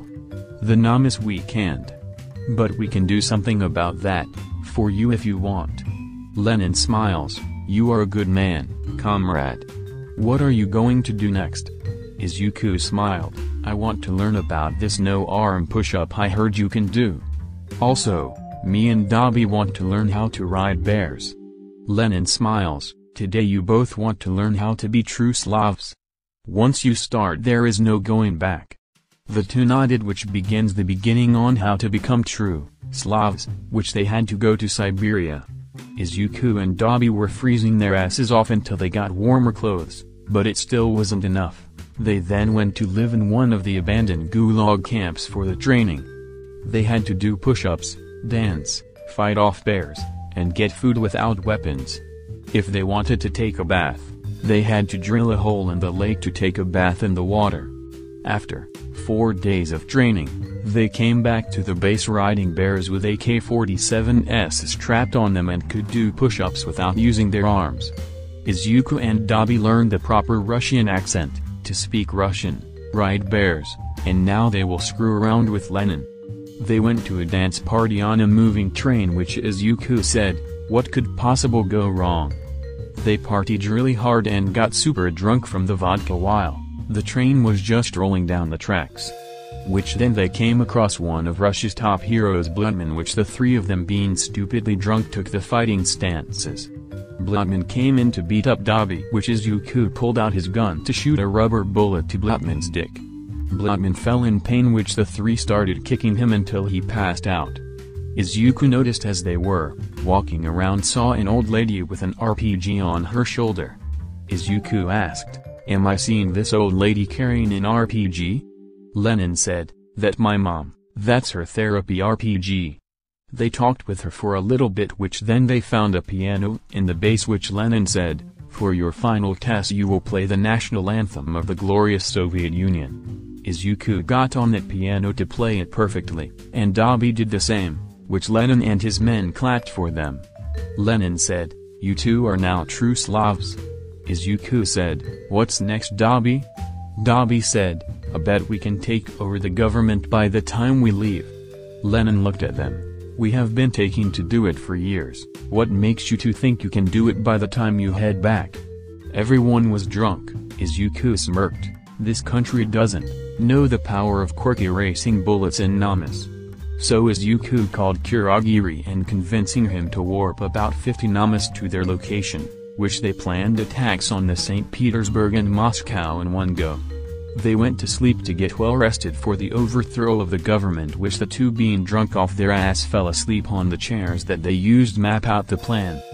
The next morning, they had massive headaches as they got up to look at the plans they created, which Lennon came in drinking even more vodka said, what's up comrades? Izuku asked, what is this? Lennon looked down to say, looks like a plan to overthrow the government and it looks solid. Let's use it. Dabi asked, I wonder who made it? Izuku said, beats us, let's try it out. I will lead this bear riding squad, and you lead this tank squad. While Lennon leads the infantry units into Moscow, which we will then get the Namas to attack every hero in the city. Lennon said, sounds like a plan, let's do these comrades. Izuku got on his bear to gather the other bear riders, Lennon got his foot soldiers and carried the flag of the Soviet Union, and Dabi got in a tank to drive to the Moscow. They were outside the city, which Lennon radioed his foot soldiers in the city to get ready for the attack, which then Izuku raised the USSR flag and yelled, for Mother Russia. Which he and the bear squad rode to the city, guns blazing and bears roaring. Dabi and Lennon followed with the rest of the army. The Namas were released to fight the heroes, which the heroes have never fought in Namu before, so the Namas were brutally kicking their asses. Izuku, Dabi, and Lennon went in the Moscow Kremlin to capture the president, which they had rockets shooting down every aircraft vehicle coming in. Izuku beat the shit out of his enemies, Lennon killed them, and Dabi just cremated them until they found the vault that the president was hiding in. Lennon said, disgusting, my great-great-grandfather Vladimir Putin would be fighting his enemies instead of hiding like a coward. Dabi then said, stand back, I'm going to melt the door. The two backed up to let Dabi use his fire to melt the door down, which when the door melted down, they saw a fat man in fear. Lennon said, yeah, that is the president. Lennon put a gun to his head, and they went to the president's office to force him to hand power over to Lennon. After 2 days, which Izuku and Dabi will return to Japan the next day, the government was under Lennon's control. Lenin reinstalled the right government for Russia, which the country celebrated the new government because the old discriminating the mutant quirks and quirkless, greedy, and didn't give people a lot of jobs. Izuku, Dabi, and Lenin got pictures taken as the founders of the new Soviet Union, which the people's statues of the three. Izuku and Dabi were now wearing KGB fur caps with the Soviet Union symbol on them while wearing leather jackets, dress shirt and pants of a Russian soldier. They were given medals of honor by Lenin, the new leader of Russia, and they listened to the Soviet Union anthem while the new Soviet army marched the streets. Izuku said, I don't know how we did it, but I'm somewhat proud that there is now a government that treats everyone quirk or quirkless equal. Izuku then took a drink his bottle of vodka, which Dabi said, "Izuku, watch this." Dabi drank his bottle, then split it out and made flames his pinky to make it look like he was breathing blue flames, which Izuku was laughing his ass off. Lenin came to them to say, "Thanks for helping us restoring our country back to its rightful government, for that you will be allowed immunity when you come to visit or live here." The two shook his hand, which Izuku said, "Dabi, we have brought Shito." Dabi said, "He is a spy for us now, wait until he can reveal himself as a villain like us." So for their last night, they celebrated the new Soviet Union and started drinking vodka like it was water to them. Izuku and Dabi took pictures of monuments that weren't destroyed and them riding bears around. The next day Izuku texted their location to Kurogiri, which he warps them to the warehouses, which they saw everyone stand there. Inko, All for One, Melissa, Kyoka, Shido, Kei, Iri, Gon, Tamura, the rest of the league, and Kai's best men looked at Izuku and Dabi riding bears while they were wearing Soviet, Russian general uniforms with an AK-47 in one hand and a bottle in the other. Izuku jumped off the bear to speak in Russian, "We are back, comrades." Dabi and Izuku continued to speak in Russian, which no one could understand them, which Inko said, "When we said calm it down, you went ahead and overthrew the entire Russian government to reinstall a communist government." Izuku said, "For Mother Russia," which everyone knew that they were Russian drunk, which they took them to a bed to sleep it off. Izuku and Dabi quickly doing no arm push-ups, which everyone lost their minds by this because it was cool. Dabi said, "We have become true Slavs, it was hard but worth it." Everyone agreed to get them away from alcohol for a while until they can control themselves. Then Izuku and Dabi sang the USSR anthem for a while until they fell asleep. All for One relaxed to say, "I knew those two were going to cause trouble, but I didn't expect overthrowing an entire government." Inko said, "I didn't expect a lot from Izuku, but at least he was enjoying himself." The two looked at Izuku on his bed, which All for One asked, "He is getting ground, right?" Inko said, "Definitely." Chapter 17, a short, but happy break. Author's note, Dabi has convinced his little brother Shito to join them and he is a spy. Izuku will try to get to know Shito and Shito will learn about Izuku. They find similarities with each other and Izuku can't do anything crazy for a while, but will he listen to his mom? I also forgot Inko appearance. She looks like herself back when Izuku was 4, because when Izuku went missing, she forgets to eat while looking for him. Sorry for forgetting something super important. Warning, All for One and Izuku doing father and son activities. Izuku woke up with a massive headache, but he wasn't going to complain about it. He went to his medicine cabinet for some Advil to help. He went to find his mom made him breakfast for him with Sensei, Gon, and his girlfriends there. Izuku sat down, to asked, "What happened?" Kyoka asked, "You don't remember happened?" Izuku said, "By day 3, I was drinking vodka like it was water like a true Slav." Melissa said, "You overthrew the Russian government." Sensei said, "And communism got reinstalled, which you helped bring back the USSR." Izuku chuckled, "Well, I guess I should stay away from alcohol for a while." Izuku engulfed his eggs really fast and chugged him glass of milk, then continued. "Did I bring back my bear?" Melissa said, "You rode your bear through Kurogiri's warp gate and then showed off your no-arm push-up." Inko said, "I have some crazy things in my life, but that is something I was too impressed with to kill you." Izuku asked, "Am I grounded again?" Inko said, "Yes." Izuku shrugged, "Fair." Izuku got a green t-shirt, blue jeans, and a black leather jacket, then said, "I got work today and I got a special project to oversee." Izuku got warped there with Inko asked, "What is this special project?" Sensei sighed, "What I heard from Twice is that he is building a weed farm and opening up a weed shop." Inko stared at Sensei, "Hiroshi, I let him off on the weed once because we have all done it once. But this is just craziness, we are going to talk to him about that." Hiroshi, Sensei real name in his fic, said, "Okay, but you should hear the name of the shop." Inko asked, "What is it?" Hiroshi said. Midoriya's Inko giggled a little bit. "I guess I will let it go for now." Warehouses. Izuku was doing paperwork, then he heard the door open, which he looked up to see Shito walk in, which Izuku asked, "Hello, you need anything?"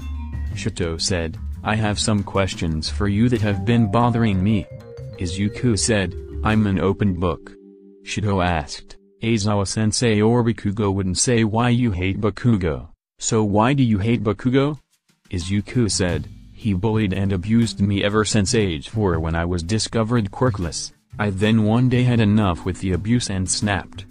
I got my ass kicked by him on that day, but I felt a fire in me was created, so I went to the underworld to learn to fight." Shito asked, "Why not go to a dojo or gym?" Izuku chuckled, "There are things you can only learn in the underworld, like Wing Chun for example." Shito asked, "Why is that fighting style important to Aizawa-sensei?" Izuku smiled, "It's a nearly forgotten quirkless fighting style that requires the person to be a certain level of relaxed and focus, but the fighting style is lethal. It took me 2 weeks to learn it, but I didn't master it until my fight with Mirio and All Might because one thing." Shito asked, "What was that one thing?" Izuku looked at him, "To let go of my anger. When I beat the shit of All Might, I felt even with him, and so I let go of my anger." Shito asked, "When you took away Bakugo's quirk, did you feel even?" Izuku said, "Yeah, I would do it again in a heartbeat."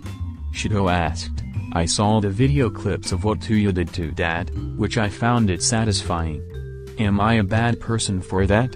Izuku said, "To most people yes, but to me, Dabi, and people who know your pain then no. Because he deserved it, and remind me later to get to follow your orders later today." Shito nodded, then asked, "Do you still wish that you could be a hero?" Izuku said, "If you asked me before I beat up All Might, then yes. But now, no, because I love my life the way it is." Shito asked, "What are you going to do next?" Izuku said, "I'm going to be working here for a while because Mom is upset that me and Dabi overthrew the Russian government, but I can relax and clear my mind from all the vodka I've had." Izuku continued the paperwork, which Shito looked at one of Izuku's cars to ask, "So which one is your favorite?" Izuku chuckled, "I can't pick a favorite because I bought each one because I love it." Shito chuckled, and Izuku said, "Shito, I know you don't want to use your fire because of him, but he is a monster that just follows orders. I believe that you should use it because that isn't his fire. It's yours and yours alone." Shito sat there, which he said, "I want to check with someone before I make the decision." Izuku smiled, then said, "Take Dabi with you, I'm real sure needs help like you to come and see her." Shito smiled and headed out, which Izuku looked at his Rolls Royce to say, "It's time to go on a drive." Izuku then got in the car to hopefully not get rear-ended and have a good drive. Izuku got in to drive off to roam around the cities to go soul-searching. Izuku drove around to pick up some ice cream and to looked at the clouds. Izuku said, "This is nice. I wonder if Mirio is thinking about, I bet he is super pissed or is super pain." Then as he got up, he saw Mirio walking towards him, which Izuku said, "Hello Mirio." Mirio said, "You leave Japan for 1 week and you overthrow the Russian government. If I wasn't forced to be unable to do hero work for 2 more weeks, I would be trying to arrest you." Izuku smiled, "My mom has grounded me from doing anything involving pranks to heroes because the communist revolution thing. This country is lucky my mom is the only thing preventing me from overthrowing the government." Mirio shocked, "Wait, your only excuse for you to not overthrow the government is that your mom grounded you?" Izuku said, "Yeah." Mirio started laughing like a madman, which Izuku said, "Stop Mirio, you're scaring the children." Mirio stopped and said, "You are a funny man, Izuku." Izuku said, "Sometimes I'm funny when I don't try." Mirio sat next to Izuku, which Izuku asked, "You want to know some things about me?" Mirio said, "I don't understand you, Izuku. You are against governments of all kinds, yet you fought for a communist government. You look for trouble to have fun, but when your mom grounds you, you don't against your mom. You say you don't kill but know fighting methods that can kill someone easily. You are a confusing person and I want to understand you. Izuku smiled. It all comes down to the rules of being chaotic neutral. For the communist revolution, I was fighting against the current government. Which the sin is joining the government, which at the time the communist government didn't exist, so I was fighting the government. I technically bypassed that sin and empowered the rule of aiding allies of freedom. Mirio was looking at him trying to understand, which Izuku continued, the rule of don't betray your word unless your life is in danger. I can't betray my word with mom because my life isn't in danger. As for fighting, my life was in danger because Bakugo's quirk could have killed me, but he held back to not kill me so he could become a hero. Mirio felt the vim on the hero part, but Izuku continued, there are things in the underworld that one can only learn there. The rules of never kill innocents and not to murder unless you never intended to kill. If the hero was going to kill me or another villain was, I still don't believe killing is the last option. I have the rules in my head, which the ultimate sin of actively undoing boredom or joining the forces of law and order. I would always manage to avoid it. Mirio said, that was somewhat helpful, but what are you going to now? Izuku said, since I'm grounded you got a week of no havoc from me. But if a hero attacks me like Sir Fuckface, then I will beat the living shit out of them. The two looked at the clouds, which Izuku asked, I want to know about you, Tamaki, and Nejire. I would like to hear about how you met them and how you three became the big three of UA. Mirio told him the story of the three, which Izuku smiled, I love it, it truly is inspiring and heartwarming. Sir Nightai and All Might truly have found a true hero, and you have really good friends that will support you no matter what. Mirio chuckled, this is the first time we talk to each other like normal people. I wish we could do this more often. Izuku said, I wish so too, but the world is against me and I'm winning. Mirio smirked, you think so? The two got up, which they shook hands and left, which Izuku felt something coming. Izuku jumped to the right to dodge a wave of energy. Izuku looked to see Nejire and Tamaki, which Izuku smirked, of course you two follow him around because you are his best friends. Nejire said, it's the anarchist, we have to be careful. Tamaki. He has many tricks sleeve and he has defeated Mirio, All Might, and many other heroes. Izuku yawned, you know I'm not supposed to fight heroes for a week right now. So, I'm going to just use self-defense fighting for now. But when things get ugly for me, I will pull out much more lethal force. Then Izuku heard air cannon, which Izuku blinked his eyes and the two disappeared and a lot of damage was made in front of him. Izuku turned around to see Sensei, which Izuku said, I could have taken care of them, Dad. Sensei said, you know what your mother said, and I am always watching over you. Izuku asked, even when I have it on with one or both my girlfriends? Sensei said, no, God no. That would be wrong in every way, I'm not a pedophile. Izuku sighed in relief, which Izuku said, I'm going to get my car. Sensei asked, does your mom know about your illegal driver's license and your cars? Izuku said, nope. Sensei shrugged and got in the car, which Izuku drove around the city. Sensei said, you are wondering why I'm here with you?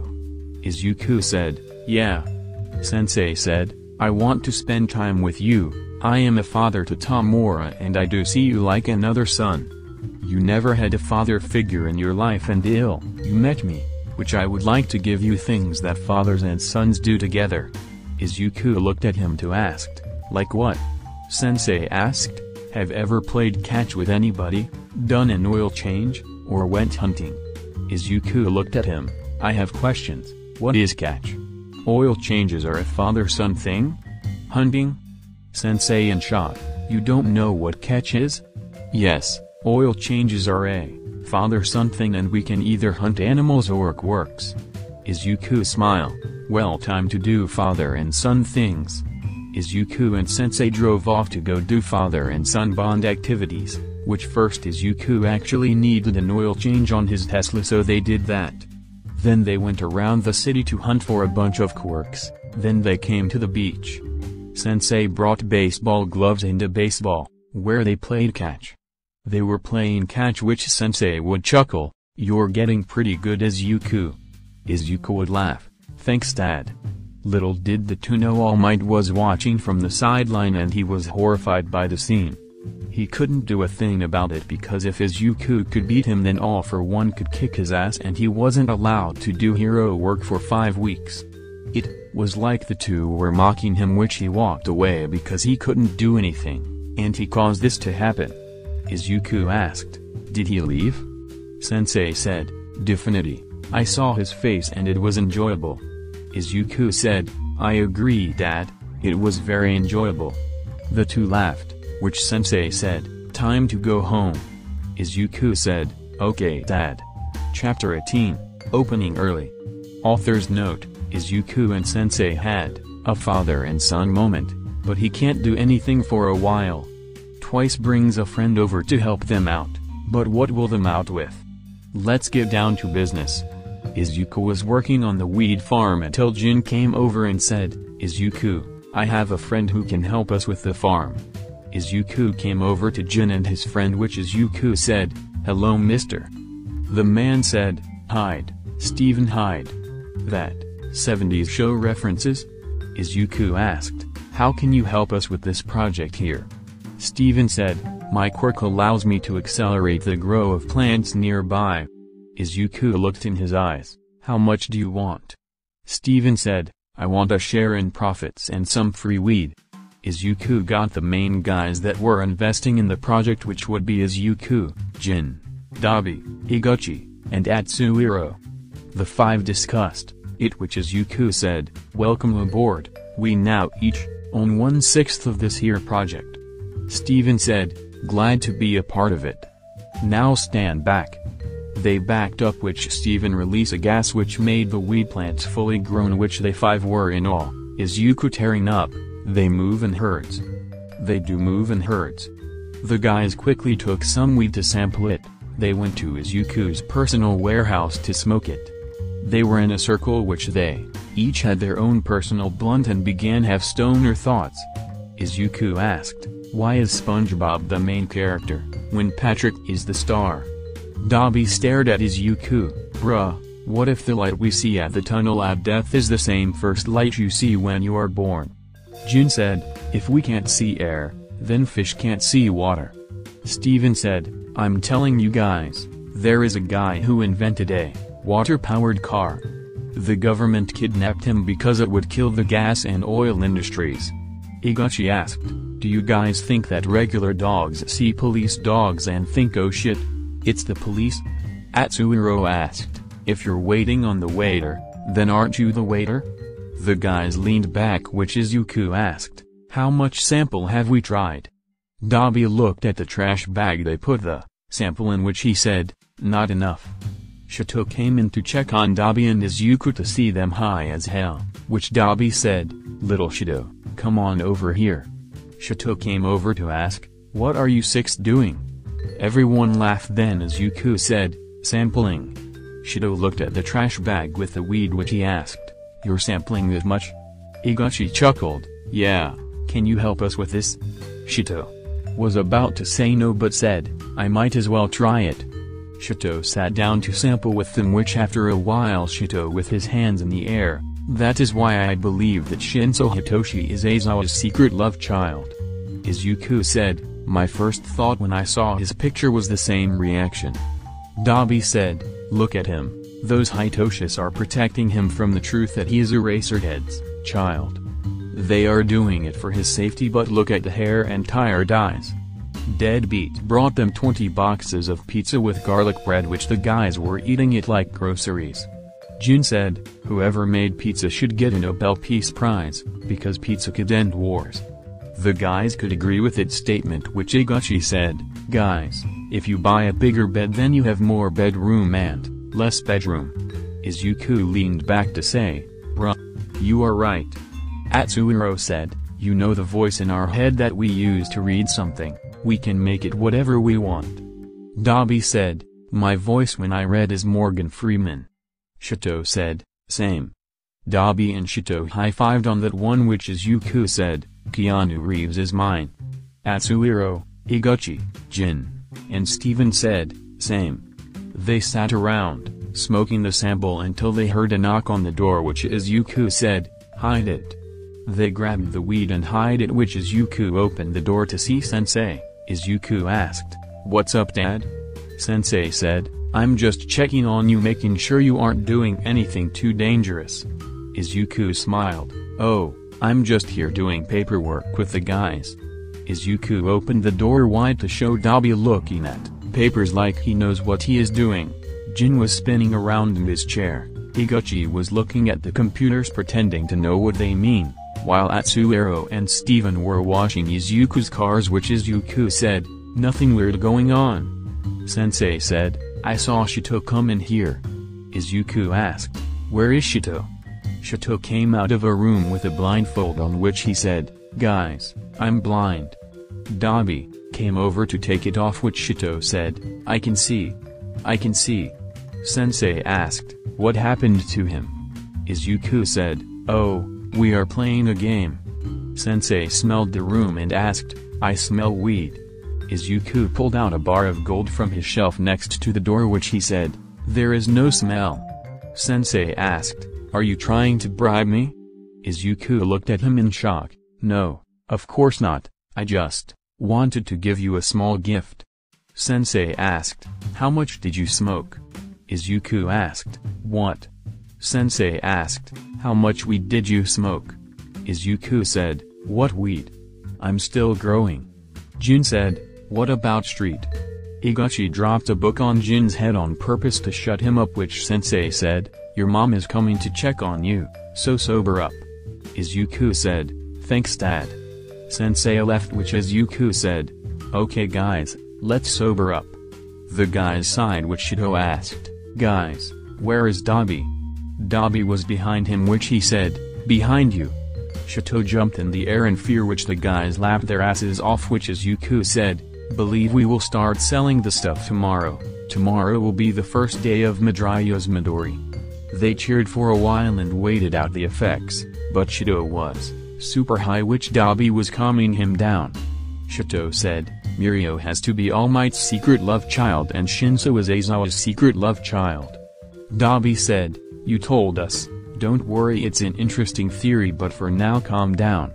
Shoto calmed down, which Inko came in to say, hey Izuku. Izuku said, hello mom. The other guys waved and greeted her, which she said, I got you some food and I've come to check on you all.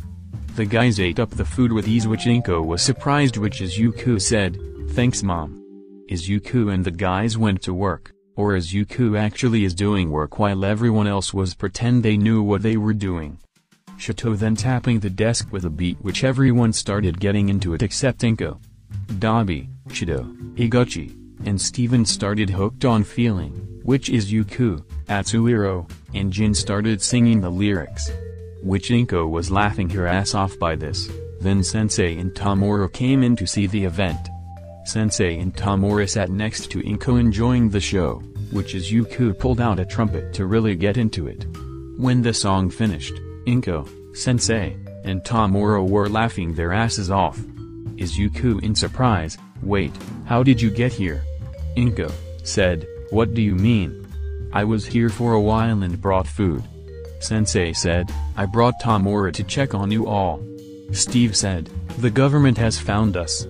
The guys ran in different directions, but Sensei used his warping quirk to keep them in the warehouse until they stopped. Shoto ran to a room which the trash bag full of weed came out of it, which Dobby said, not the weed. Dobby dived to save the weed from landing on the ground, which Inko was dying from this new level of comedy. Which Izuku said, okay guys, we need hide the weed from mom before she gets here.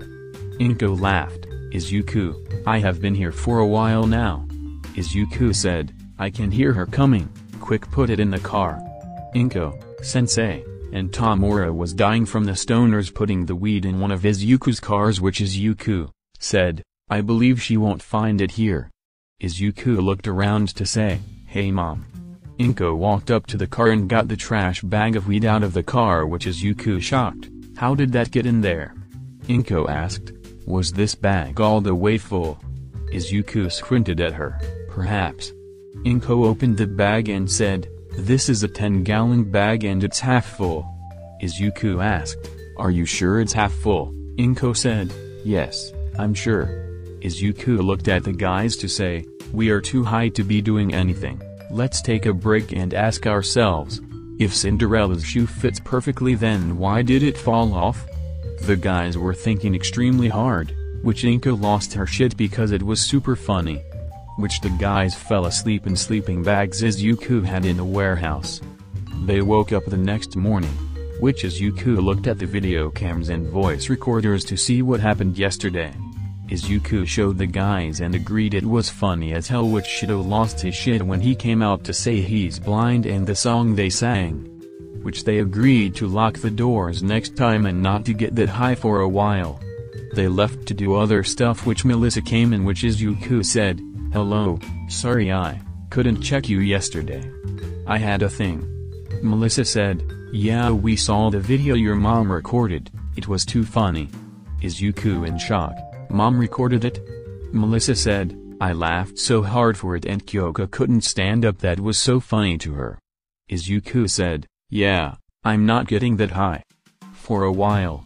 Melissa said, well, you're sober now and you are working.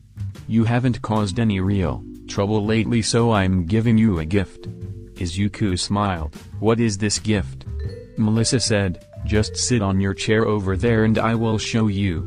Izuku ran over to his desk chair, which Melissa came over to give him a blowjob, which Izuku was beyond happy.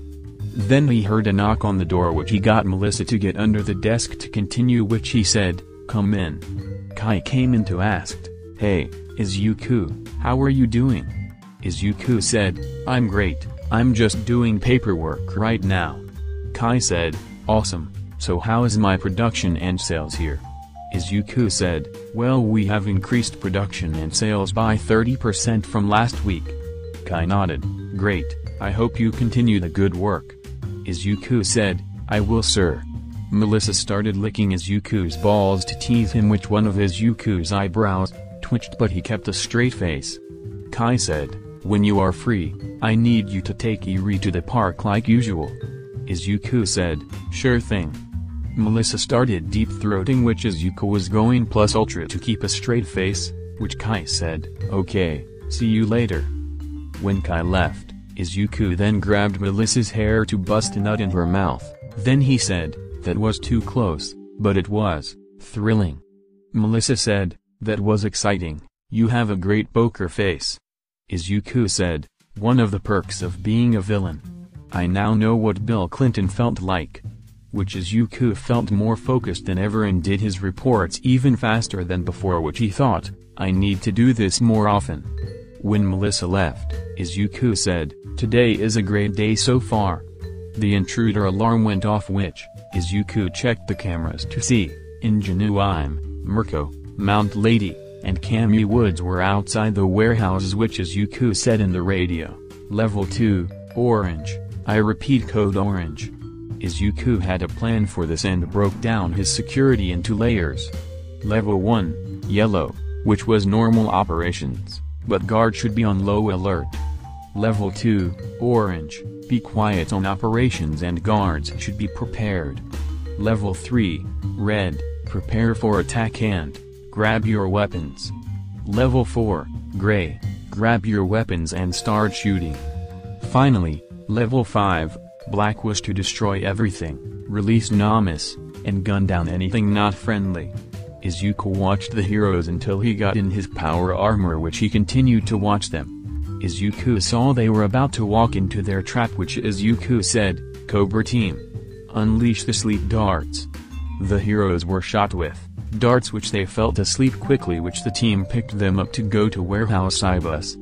Izuku saw as his men put on the quirky racing cuffs and scanned their bodies for tracking devices. Izuku took their phones to get them warped into another part of the city, which he watched the heroes in the monitoring room. I saw them wake up, which he said, time to give each of them the bad news. Chapter 19, Good News and Bad News. Izuku's day has been great until 4 heroes trespassed on his hideout. How will he treat his trespassers? What will Izuku plan next? Let's get down to business. The 4 heroes were all in a big room surrounded by torture tools and equipment. There were guards watching them, which Mount Lady demanded, "Who are you guys?" Izuku came in the room looking like Negan from The Walking Dead with his razor wire bat, said, "Well, you 4 found my hideout. You should celebrate the achievement but start worrying about what happens next." Ingenuine asked, "What are you going to do?" Izuku put down a tool to say, "I have no idea. It's either I bring someone here to kill you like Stain or Spinner. I turn you 4 into Namus, or..." Mirko said, "You're a sick bastard." Izuku smiled. "I never expected that from a beautiful woman like you, but I guess that makes this even better." Mirko blushed by his flirt, which Izuku said, "Where was I?" "Oh. I keep you here as trophies." Camry asked, "What?" Izuku said, "Those are your options. You can die, turn into Namus like Endeavor, or stay here to be my trophies. It's not that bad living here. You get fed, have a warm bed, we provide showers. Everyone who works for me isn't a rapist, clothes, books, and of course TVs. I'm a villain, but I'm not a bad guy." The women quickly said, "Trophies." The men looked at the shock by how fast they said it, which Izuku smirked. "How about you two?" Camus and Ingenuine sat there for a while, which Ingenuine said, "As much as I hate villains like you, you are a man of your word, so I will take the trophy option." Izuku felt a sting from the trophy part, which Izuku understood, but he didn't care enough to just beat up someone for putting a sting in one word. Camus said, "I might as well go with the trophy option." Izuku clapped his hands to say, "You 4 are pretty smart. Mario, Steed, Jose, Akuma, Lang, and Akemi, can you take these 4 to their rooms on the -5th floor?" The 6 men in the room who were the guards grabbed the 4 heroes to take them to the elevator to go to the floors under the warehouse, which the heroes were put in rooms the size apartment rooms. Izuku watched them enter each room, which Izuku checked on his other trophies that have trespassed before, which were Backdraft, Kasuga-Aramen, Manual, Native, Snatch, and Hawks. Izuku still couldn't believe he had Hawks in his underground prison, but now he has Mirko in the mix as well. Izuku chuckled, "These heroes get dumber by the day. What's next, All Might?" Izuku went back to his desk to write down his report of his activities, which he keeps trace of just in case he needs to find something. Izuku looked at the missing heroes report, which Izuku smiled as some of the heroes had been missing for more than 3 months, which Izuku said, "I can keep them here as long as I want. They can try to escape, but as soon as they do, boom. No elevator, and the doors are sealed tighter than All Might, clenching his ass cheeks." Izuku went back to his reports to finish them, then go clear his mind somewhere and maybe get some katsudon because he lives for the stuff. After he finished his reports, he got in his Rolls Royce to go for a drive. He drove to a shop to get his katsudon and relax for a bit, then he drove to the beach to get a tan because he has been inside too long. He saw UA students at the beach as well, so he took notes on them really quick before he rented a surfboard to go for a surf. Everyone watched as he somehow did a backflip on the board while it was on a wave. He was having a blast, which he looked around to see Bakugo. Bakugo was about to go up to him to attack, but Izuku looked away. "Not today, Bakugo. I'm having a good day. If you ruin it, I will fuck you up." Kirishima stopped Bakugo, which Izuku continued to walk away, which Izuku noticed how the girls and women looked at him in awe. Izuku probably thought it was the ABS, but he felt like looking down. He looked down to see the tip of his dick was hanging out of his trunks. Izuku sighed, "The problems of a monster like this, well, I'm ordering new swim trunks." Izuku got back in his clothes, then drove off to sightsee, which Izuku was enjoying the day. Izuku got ice cream. As he sat down, he saw a mugger stealing a purse from an old lady. As the mugger ran away, Izuku put his foot out to trip the mugger. Izuku then got up to grab the purse to give it back to the old lady. The old lady said, "Thank you, young man." Izuku smiled, "No problem." Izuku doesn't hurt old people except if they were heroes, because stealing or attacking old people to him is just too low for him to do. This is one of his good guy moments, which the old lady offered him some candy which he kindly took. Izuku then sat back down to read The Art of War, which he has been reading it for a while. Izuku feels it was always only right to sharpen his mind to have knowledge on hand. Izuku was reading, then he noticed someone coming to sit next to him, which Izuku said, "Nice day we're having here, All Might." All Might, in his weakened form, sat next to Izuku, which he said, "Izuku." Izuku asked, "You have questions, don't you?" All Might nodded, which Izuku asked, "Are they the same as Mirio's?" All Might said, "No." Izuku chuckled, "So Yagi, what questions do you need answering?" Yagi asked, "What is you and All for One's relationship?" Izuku said, "He is the actual father figure in my life and my future stepdad." Yagi in shock, "What?" Izuku chuckled, "That's right, I wouldn't lie about that. Any other questions?" Yagi recomposed himself to ask, "Do you know what happened to Hawks and a few other heroes?" Izuku said, "Probably kidnapped and kept as trophies." Yagi asked, "What now?" Izuku said, "That's what I would do, but trick question, where is Mirko, Ingenium, Kamui Woods, and Mount Lady? I haven't seen them since this morning, and they are missing patrols that I would usually see them at." Yagi asked, "What do you mean?" Izuku chuckled, "You see Yagi, I keep trace of every hero and villain movement. I made this into a science that I know where they are at. Always. Here is proof. In 30 seconds Surasat will arrive at his agency from his lunch break from Chung's tea shop. Call him up." Yagi called Sir Nightai to confirm it, which Yagi gasped that Izuku was right, which Yagi put down the phone to asked, "How?" Izuku said, "If you were in my line of work since age 12, then you can have this down to a simple science to help improve sales, production, mood, my pranks, traffic, and most importantly predictable conversions like this one." Yagi looked at Izuku, "You knew this very conversion was going to happen?" Izuku chuckled, "Of course, and I went ahead to sit here and let you have a bone. I am letting here a few questions answered before a pro hero comes to attack me." Yagi asked, "Why do you act surprised by certain things?" Izuku looked at him, "Sometimes there are uncertain factors that I'm still working with, I mean we're just human. But anyways, I hope the kidnappers don't kill the pro heroes they kidnapped." Izuku got up to walk away back to his car to drive off, leaving Yagi to make some calls to confirm what Izuku said. Izuku sang Highway to Hell while driving to check on his new shop. Izuku parked behind the shop, which he found Atsuhiro, Steven, and some other guys dressed as a hippie, which Izuku asked, "Who's he?"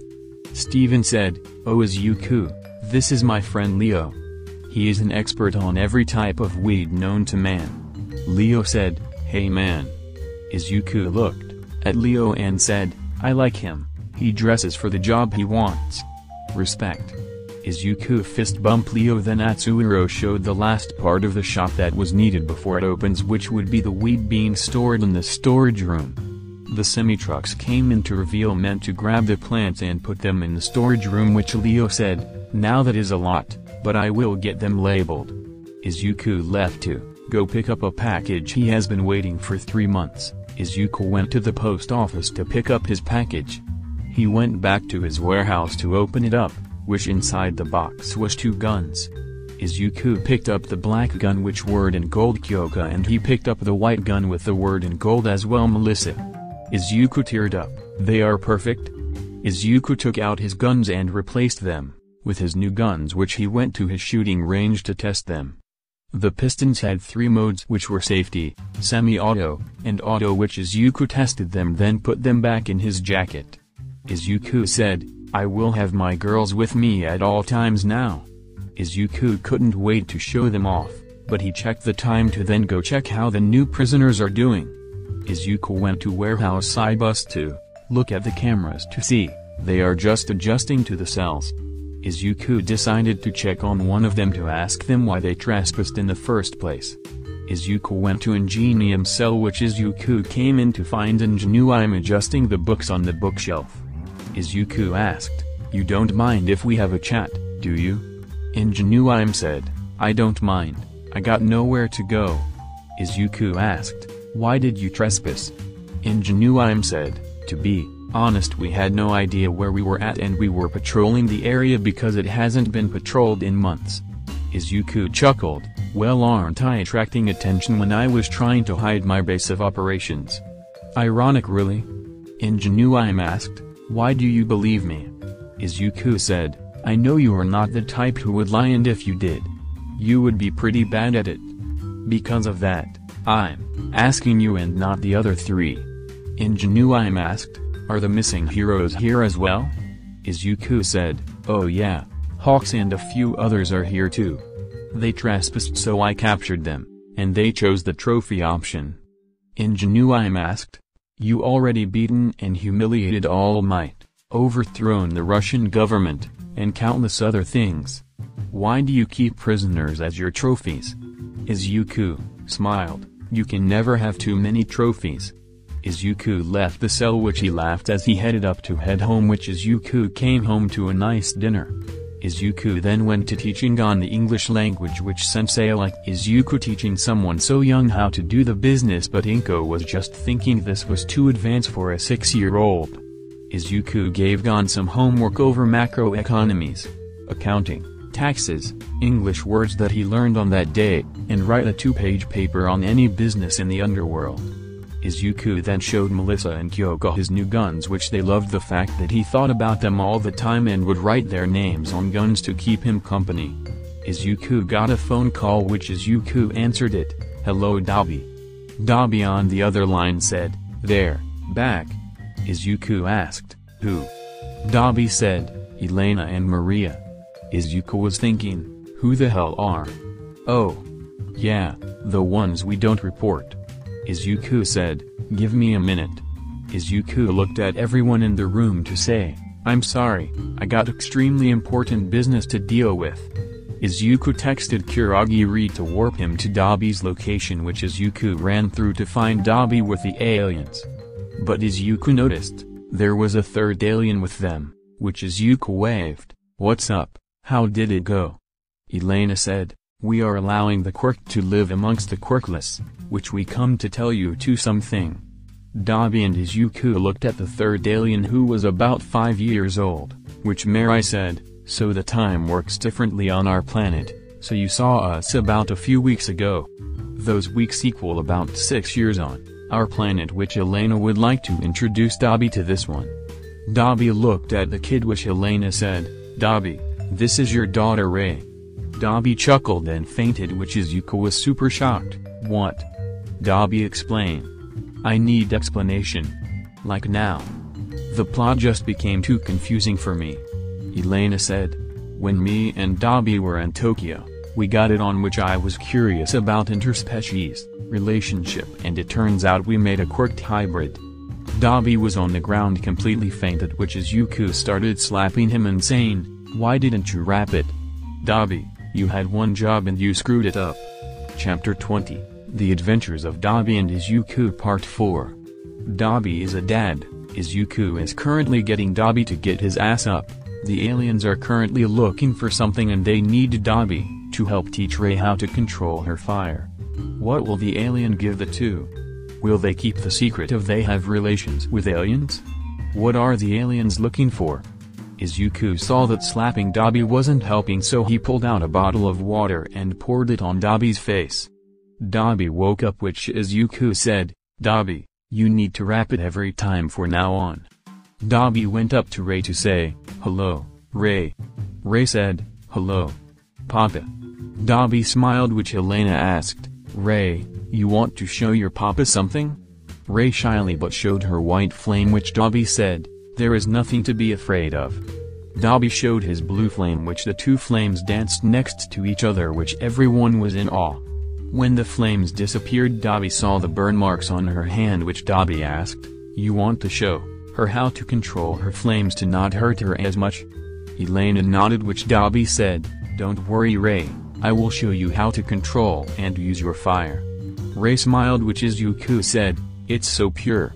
Dabi smiled, "You look just like your grandma with the white hair and her smile.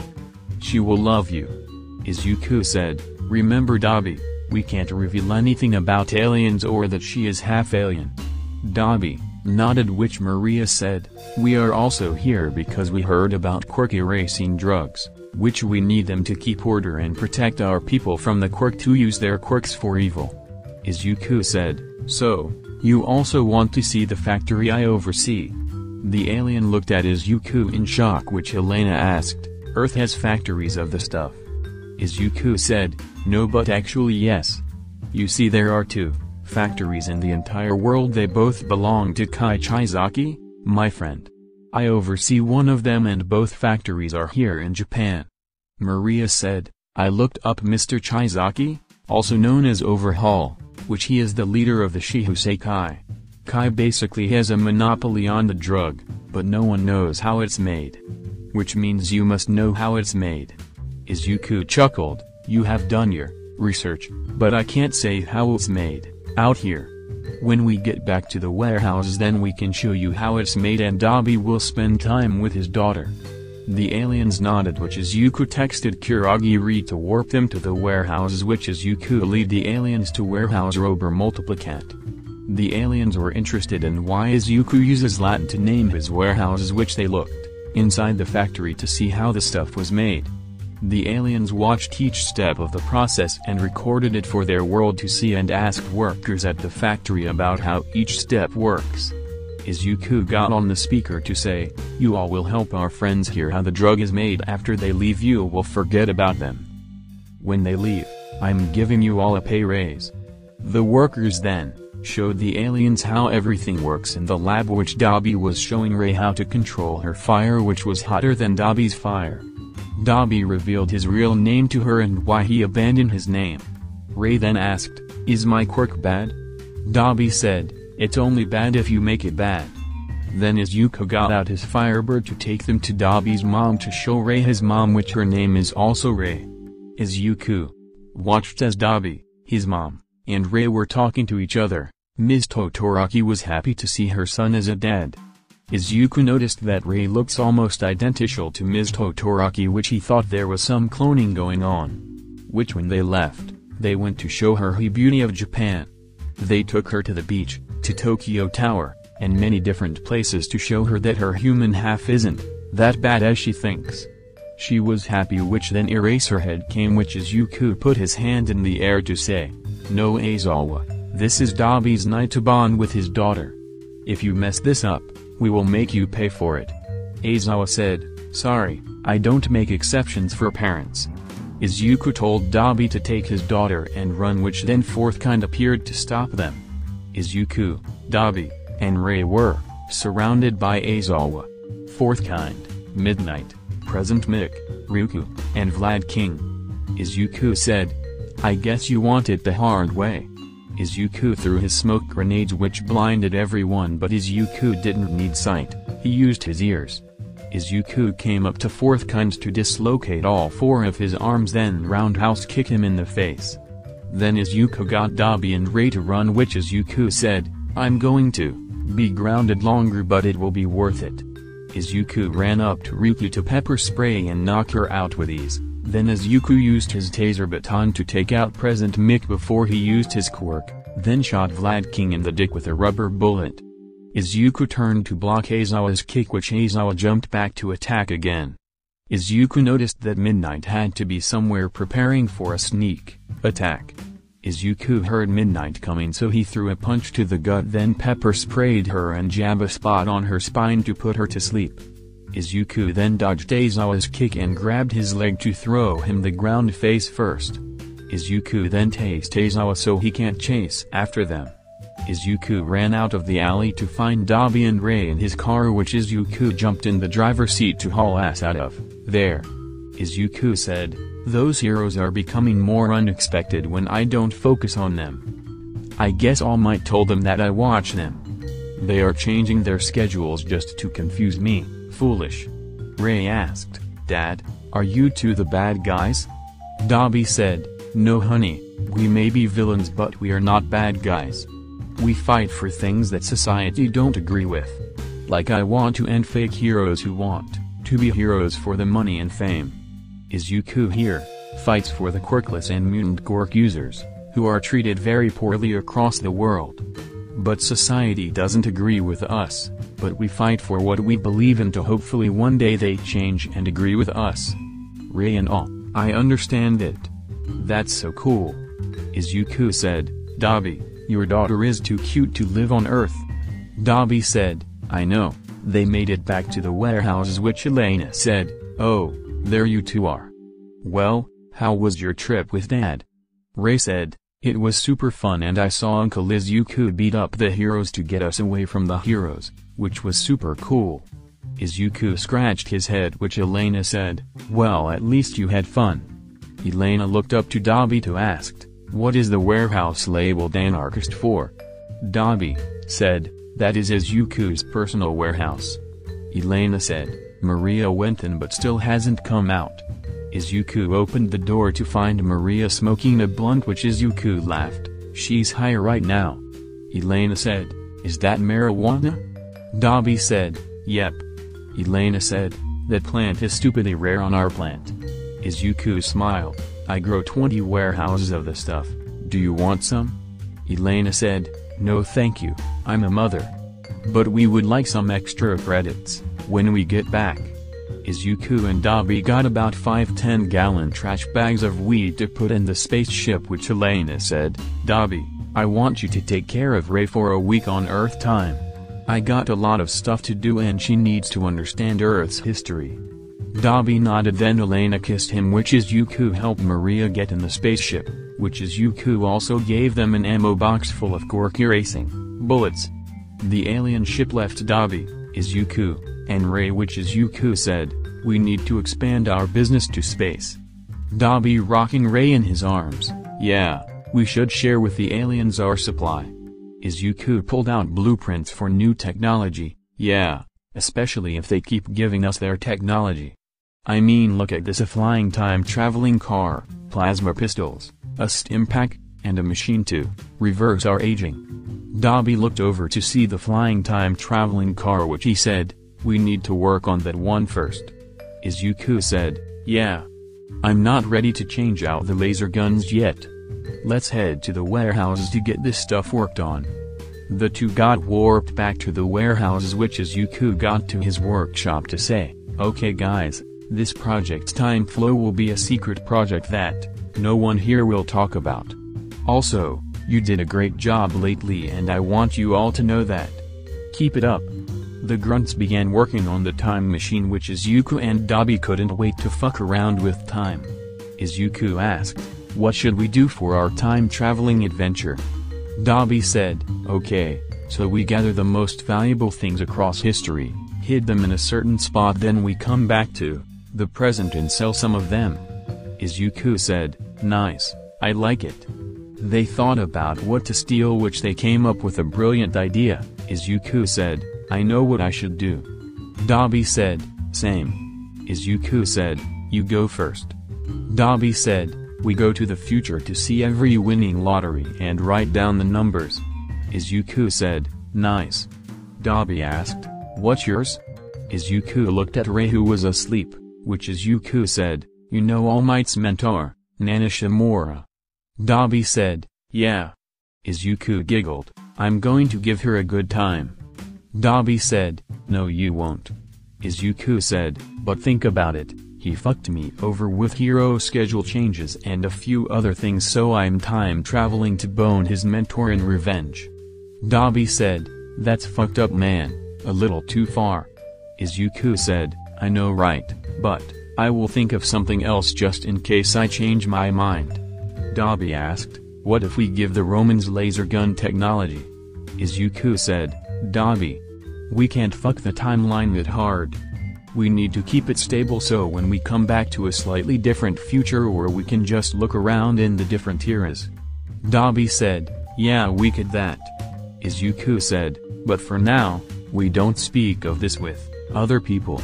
Sensei, Tamura, no one will know about this. Dabi nodded, which they were going to time travel tomorrow, which they were going to bring weapons and other things for their trips. The next day, Izuku and Dabi went into the workshop to find the time machine ready and everything. Izuku asked, so, how did Shida react to Rei? Dabi chuckled, he was in shock, which right now, your mom, is watching her with gun. Izuku said, let's go time traveling. Dabi, when they got in the car, they drove out, which Izuku pulled out the manual the aliens gave then on how to operate it. Someone knocked on the glass, which Izuku rolled down the window to see Inko, which she asked, what are you doing? Izuku asked, would you believe me if I told you that this is time machine? Inko laughed, which Izuku laughed too, which Inko said, you're funny, Izuku. Izuku said, well, I'm going to drive this around the place, don't worry, I won't crash. Inko nodded, which Izuku flipped the switch, which the car started flying, which Izuku said, hang on tight, we are going to. Izuku looked at the dial to say, to the USA in the Wild West era. I'm going to like this. Izuku got the car to reach 88 miles per hour, to then surround the car in flames, which they came out of a portal, see a small town in a dry plain area. Izuku looked at the dials to say, it worked. Dabi said, yeah. Let's do some outlaw shit. Izuku wore his green dress shirt and blue jeans with his black leather jacket, while Dabi wore his villain outfit. Izuku and Dabi knocked out 2 cowboys to take their hats and boots, which Dabi cremated them. Izuku said, okay, we are going to rob the bank, but we need to do it with someone famous. They looked in the bar to find someone Izuku notices, which Izuku walked over to a young man, younger than Dabi, which Izuku asked, are you Billy the Kid? Billy asked, depends who's asking. Izuku said, I'm the anarchist and this is my partner Dabi. We were thinking that you would rob a bank with us. Billy asked, you want to rob banks with me, a murder? Izuku said, you bet, no one expects the left-handed gunman. Billy smiled, I do like that name though, sure. I'll come with you too, when do we start? Izuku said, right now. Billy said, without a plan. Dabi said, no, he made the plan as soon as he saw you. The 3 got up to walk over to the bank. The sheriff said, stop, you. Dabi cremated the sheriff, which everyone in the town was in shock including Billy. Izuku pulled out his guns to shoot the bank workers, which Billy made sure that no one leaves just yet. Dabi went up to the vault to melt the vault door. The 3 grabbed the money to then run. They gave Billy 80% because he needed it more, which Billy asked about Dabi's power, which they told him that the devil gave him the power to walk the earth to avenge the unrested souls in hell. The story worked like a charm, which then Dabi and Izuku went back to the time machine, which Izuku said, we have 3 trips left before we run out of fuel. One of these trips will be back to the present. Where to next, Dabi? Dabi said, easy, 20 years in the future of where we were at. Izuku flipped a switch to fly in the air and the car zoomed 88 miles per hour, then vanished in the sky. Chapter 21, The Adventures of Dabi and Izuku Part 5. Izuku and Dabi are fucking around with the timelines. What will they find in the future? What will future Izuku tell Izuku and Dabi? Let's find out. 20 years in the future. Izuku and Dabi arrived 20 years in the future from when they drove the time machine. They looked around to see flying cars and new technology. They parked, which when they got out of the car, people saw them to run away, which Izuku said, yeah, we are infamous villains still. A teen ran up to them and asked, wait, are you the legendary villain, the anarchist, and your blue flaming partner Dabi, the blue dragon? Izuku chuckled, yep. I'm the anarchist from 20 years in the past. Dabi asked, the blue dragon? The kid said, wow, I get to meet my idol from when he was younger, can you sign my notebook? I'm a huge fan because I'm quirkless. Izuku sighed it and the kid ran off, which Izuku said, I still got fans. Dabi said, I'm going to start going by the blue dragon. Then a hero who looked like Ingenium appeared in front of them, which Ingenium said, "Stop right th." Ingenium looked at them, and asked, "Where's your robotic eye? Why do you two look younger?" Izuku said, "That's because we are from the past, because we are time travelers." Ingenium looked at them. No. Dabi was about to shoot his fire until Ingenium got knocked out by a man with green hair, really muscular, and had a robotic eye. The man looked at the two, which Izuku asked, "Why do I have a robotic eye?" Old Izuku said, "To answer your questions, come to my office. Don't worry, our grunts will protect the time machine." Izuku and Dabi came along with old Izuku, who was in his mid-30s. They followed to a building labeled Anarchy Corp, which Izuku said, "Perfection." Old Izuku said, "Exactly, now I called Dabi to come over to help answer questions you have about the future." They went to the top floor, which has paintings of Izuku with the League, Izuku with the Yakuza, Izuku doing crazy things. Then Izuku stopped at a painting of him with Melissa, Kyoka, other women and their kids. Old Izuku said, "Come on, don't let the painting distract you." Izuku and Dabi sat in the office room with old Izuku and old Dabi, which Izuku asked, "When did I stop pulling out and who are the other women?" Dabi and old Dabi laughed. Old Izuku said, "Age 16, your birthday." Izuku said, "That is 2 weeks and my current spot in the timeline, so in 2 weeks I stop pulling out." Old Izuku said, "Yep, but it's the greatest thing we did in our life. Trust me." Izuku said, "If I continue to be a man of my word, then I will believe you." Old Izuku said, "Well, you know Melissa and Kyoka, as for the other women." Old Izuku poured some alcohol to Izuku, which he said, "Toga, a girl named Mai Hatsume, and a girl named Reiko Yanagi, which combined we have 10 kids." Izuku chugged the shot and asked, "What about my robotic eye?" Old Izuku said, "Bakago got lucky one time and stabbed my eye, which in turn in that same fight, I grabbed one of my grunt's gun with live ammo, I shot his testicles off." Izuku thought for a moment, then said, "Yeah, that sound even." Dabi said, "What the hell?" Old Dabi said, "Trust me on this one, you two do crazier shit in future and past. As for you, young me, our child is a badass who helps establishes the space trade." Dabi asked, "The space trade?" Old Izuku said, "Elena's planet gives technology and other stuff in exchange for weed and other stuff, but it only works for Anarchy Corps." Izuku and Dabi got the glasses to say, "We can feel good with that." Then old Izuku asked, "Have you two been to Nana yet?" Izuku said, "No." Old Dabi and old Izuku started laughing their asses off, which Izuku and Dabi were scared. Old Izuku said, "You are Tamura's grandpa." Izuku said, "Hold up. What?" Old Izuku said, "Not you. Dabi." Dabi said, "What the actual fuck?" Izuku leaned back in his chair to say, "Thank God." Dabi said, "Why do I have to do it?" Old Dabi said, "Dude, if you don't then everything gets destroyed. We won't have all of this, and she is real quality, like 10 out of 10, smash again." Izuku said, "Okay, we time travel to get Dabi to go raw on Nana to keep everything in order." Old Izuku said, "Yep." Dabi said, "How did it happen?" Old Dabi said, "We got drunk, we found Nana, drunk, I flirt with Nana, and I bang Nana. It's that simple, and then we bang again in the morning." Dabi felt like the fate of the universe and Tamura's existence was all on him. He thought to himself, "Should I go through with this?" Old Dabi said, "Also, here is the numbers of every lottery after Izuku's 16th birthday." Dabi took it and said, "I guess I have a duty to fulfill." Izuku then said, "I guess my days of preventing myself from having kids is numbered." Old Izuku then said, "Oh, one last thing before you head on over there. Young me, while Dabi is banging Nana, you have to fight the 6th one for all user." Izuku asked, "Why?"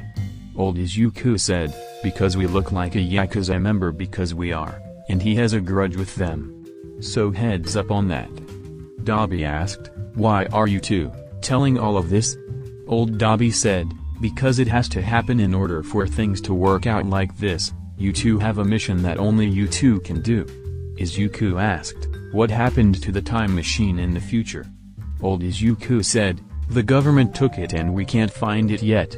Izuku said, "We promise to help you find it when we continue with the time-traveling adventures." A woman in her mid-20s with a plague mask, white hair, red eyes, and a horn on her forehead wearing dress pants and shirt with a black fur coat said, "Hey Uncle Izuku, I brought the..." She looked at the two Izukus and Dabas which she asked, "Who are these imposters?" Old Izuku said, "No Eri, these are our past selves back when me and Dobby time traveled." Izuku said, "Eri, you grew up to be a beautiful woman, I'm so proud." Eri said, "Calm down, I already have one Izuku that tells me that." Everyone laughed at the comment which then Izuku and Dobby said their goodbyes and got back to the time machine which Izuku said, "We will not speak of me not pulling out that many times and me sticking my dick in crazy." Dobby said, "Come on, let's get this over with. I have to be Tomori's grandpa, which we are not going to say a word about it either." Izuku put the numbers in the machine to get on over to get Dobby to keep the timeline safe.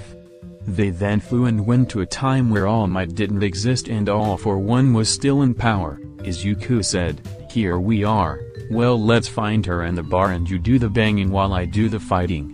Izuku and Dobby got in the bar which they saw a young Nana, which Izuku said, "Go get her you lucky bastard." Dobby had no problem and went on over to her which Izuku was in the back watching from the distance. He then checked his phone to look at the news then Dobby was taken by Nana which Izuku knew this was working out well.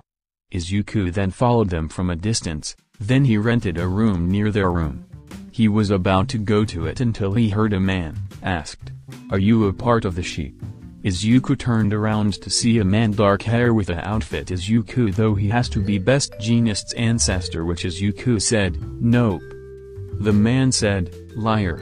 The man came at Izuku at high speeds which Izuku dodged because of his training and avoided being drunk like his future self was implying. The man came back at him which Izuku pulled out his taser baton to whack and tase the man in midair. The man got back up to punch Izuku which Izuku was wearing the outfit that can take All Might's strongest punch 5 times and All Might was the 8th user. This man was the 6th user which Izuku has beaten the 8th and the 9th so this guy wasn't going to be a problem. The man looked at him with wide eyes as Izuku started punching him at high speeds which when Izuku stopped the man jumped back. The man said, "You know Wing Chun as well?" Izuku asked, "You know the art as well?" The man got himself to a stance which Izuku said, "Well fuck." The two started fighting each other which the man is faster because of offense which Izuku used the electric suit option to help him gain ground. The man punched his suit and felt the electricity flowing through him which he backed up. He asked, "What is your quirk?" Izuku chuckled, "I have none, this is all training and technology. I became strong to show the world that a quirkless nobody like me can defeat the quirked and my kind shouldn't be looked down because they aren't like anyone else." The man chuckled, "You're quirkless. So was I until my predecessor gave me my quirk." Izuku said, "One for all." The man looked at Izuku, "How do you know about it?" Izuku pulled out a laser gun to shoot a vase nearby to say, "I'm from the future, I'm known as the Anarchist." The man asked, "Are you a villain with a name like that?" Izuku said, "Yes, but I'm a villain that fights for good." The man was now more confused by what Izuku was saying with the two sat down for Izuku to tell him his story. The man said, "The future sounds horrible, I can't believe people still treat our kind like that, especially the 8th user to say that, which even he was quirkless." Izuku said, "Exactly, I'm the bad guy for showing the world that my kind isn't useless, which I shouldn't be doing that. But I'm the reason the suicide rate of quirkless people dropped from 80% to 5%. Like they want to prevent quirkless to stop committing suicide, but they don't care about how they feel. I care because the world has been against us since birth." The man said, "You may be a villain, but you are not a bad guy. Why don't you become a hero to prove All Might wrong?" That would really shove it in his face. Izuku said, "Well, breaking him and destroying his reputation is better. Being a quirkless villain allows me to get a quick army, and also fighting for mutant rights as well makes it easier. I see myself as a revolutionary because I don't want this slow progress to get treated as an equal when I'm way beyond dead. I want quick results, and being a villain was easier because I have more freedom." The man asked, "So you are not a Shi member?" Izuku said, "No." Izuku isn't fully lying. He was in a time where he wasn't born yet, so he isn't a part of them, which he wasn't fully lying but not the truth. The man said, "Well, I hope you change your mind when you get back and become a hero. The world needs people like you, but as a hero that upholds the law." Izuku chuckled, and the man gave Izuku a dagger, which Izuku asked, "Are you sure that you want to give me this?" The man said, "I'm sure. Besides, I have a better one coming in when I fight All for One." The man left, which Izuku said, "Time to sleep." The next morning, after Dabi did the deed, they ran to the time machine to head back home. They flew back to the present when they left a few hours from their launch, which they landed, and Dabi said, "Next time, we should go screw around with Genghis Khan." Izuku said, "Also, we need to steal a few Egyptian artifacts and see if how they built the pyramids." Dabi quickly said, "Izuku, slaves built it." Izuku said, "Look at those massive rocks, it has to be aliens." Then they pulled out the money from their bank robbery with Billy the Kid, which Dabi said, "I still can't believe Billy the Kid believed I was given a quirk from the devil." Izuku said, "I know, people in the Wild West in the USA are pretty dumb." They laughed, which Izuku said, "I'm going to be a father of 10 children and have 5 wives. I mean, I thought I had enough in my life. But getting a robotic eye and shooting Bakago's testicles off is something I can't wait for." Dabi said, "I can't believe I'm Tamura's grandpa." The two laughed, which they didn't realize that Sensei, Inko, Tamura, Kei, Melissa, Kyoka, Shito, and everyone could hear their conversion. Izuku said, "This time machine is too fun, and we have this money we can sell for a high price. Now let's get this baby charged up again, so we could explore the dinosaurs." Dabi said, "Yes." Then they heard a cough, which the two turned around to see everyone, which Izuku and Dabi looked back. Izuku asked, "How much did you heard?" Tamura said, "All of it." Dabi, "I need to talk to you." Dabi said, "Sure." Dabi started to walk towards Tamura, then quickly turned around to run, which Izuku said, "Well, I got nothing to say." Dabi got warped back, which Tamura said, "I want to know why." Dabi said, "We went to the future, which our older selves told us we had to." Izuku said, "Apparently I stopped pulling out on my 16th birthday, then I get 3 more wives and then 10 kids." Ray asked, "Am I an aunt?" Dabi said, "Yeah, you're Tamura's great aunt." Sensei asked, "When did you get the technology for this, and how long did you have it for?" Izuku said, "We got the technology yesterday and we just tested it this morning." Kai asked, "When were you going to reveal this?" Izuku shrugged, "When it passed a few tests." Tamura said, "So never?" Izuku said, "No. I will show it to you all when it is fully finished." Melissa asked, "How many wives and kids?" Izuku said, "Counting you too. 5 wives and have so many grandkids." Izuku said, "Calm down, it isn't happening yet." Dabi said, "Yeah, in 2 weeks he won't warp or pull out on his birthday." Izuku said, not helping Dabi. Sensei said, "The next time you time travel, I need you to get something for me." Izuku said, "Yeah, we can do that." They left, which Dabi said, "I don't think me and Tamura won't look at each other the same way again." Izuku said, "My mom now knows when to expect grandchildren." Dabi and Izuku went inside Izuku's personal warehouse to relax and smoke a blunt or two to clear their minds.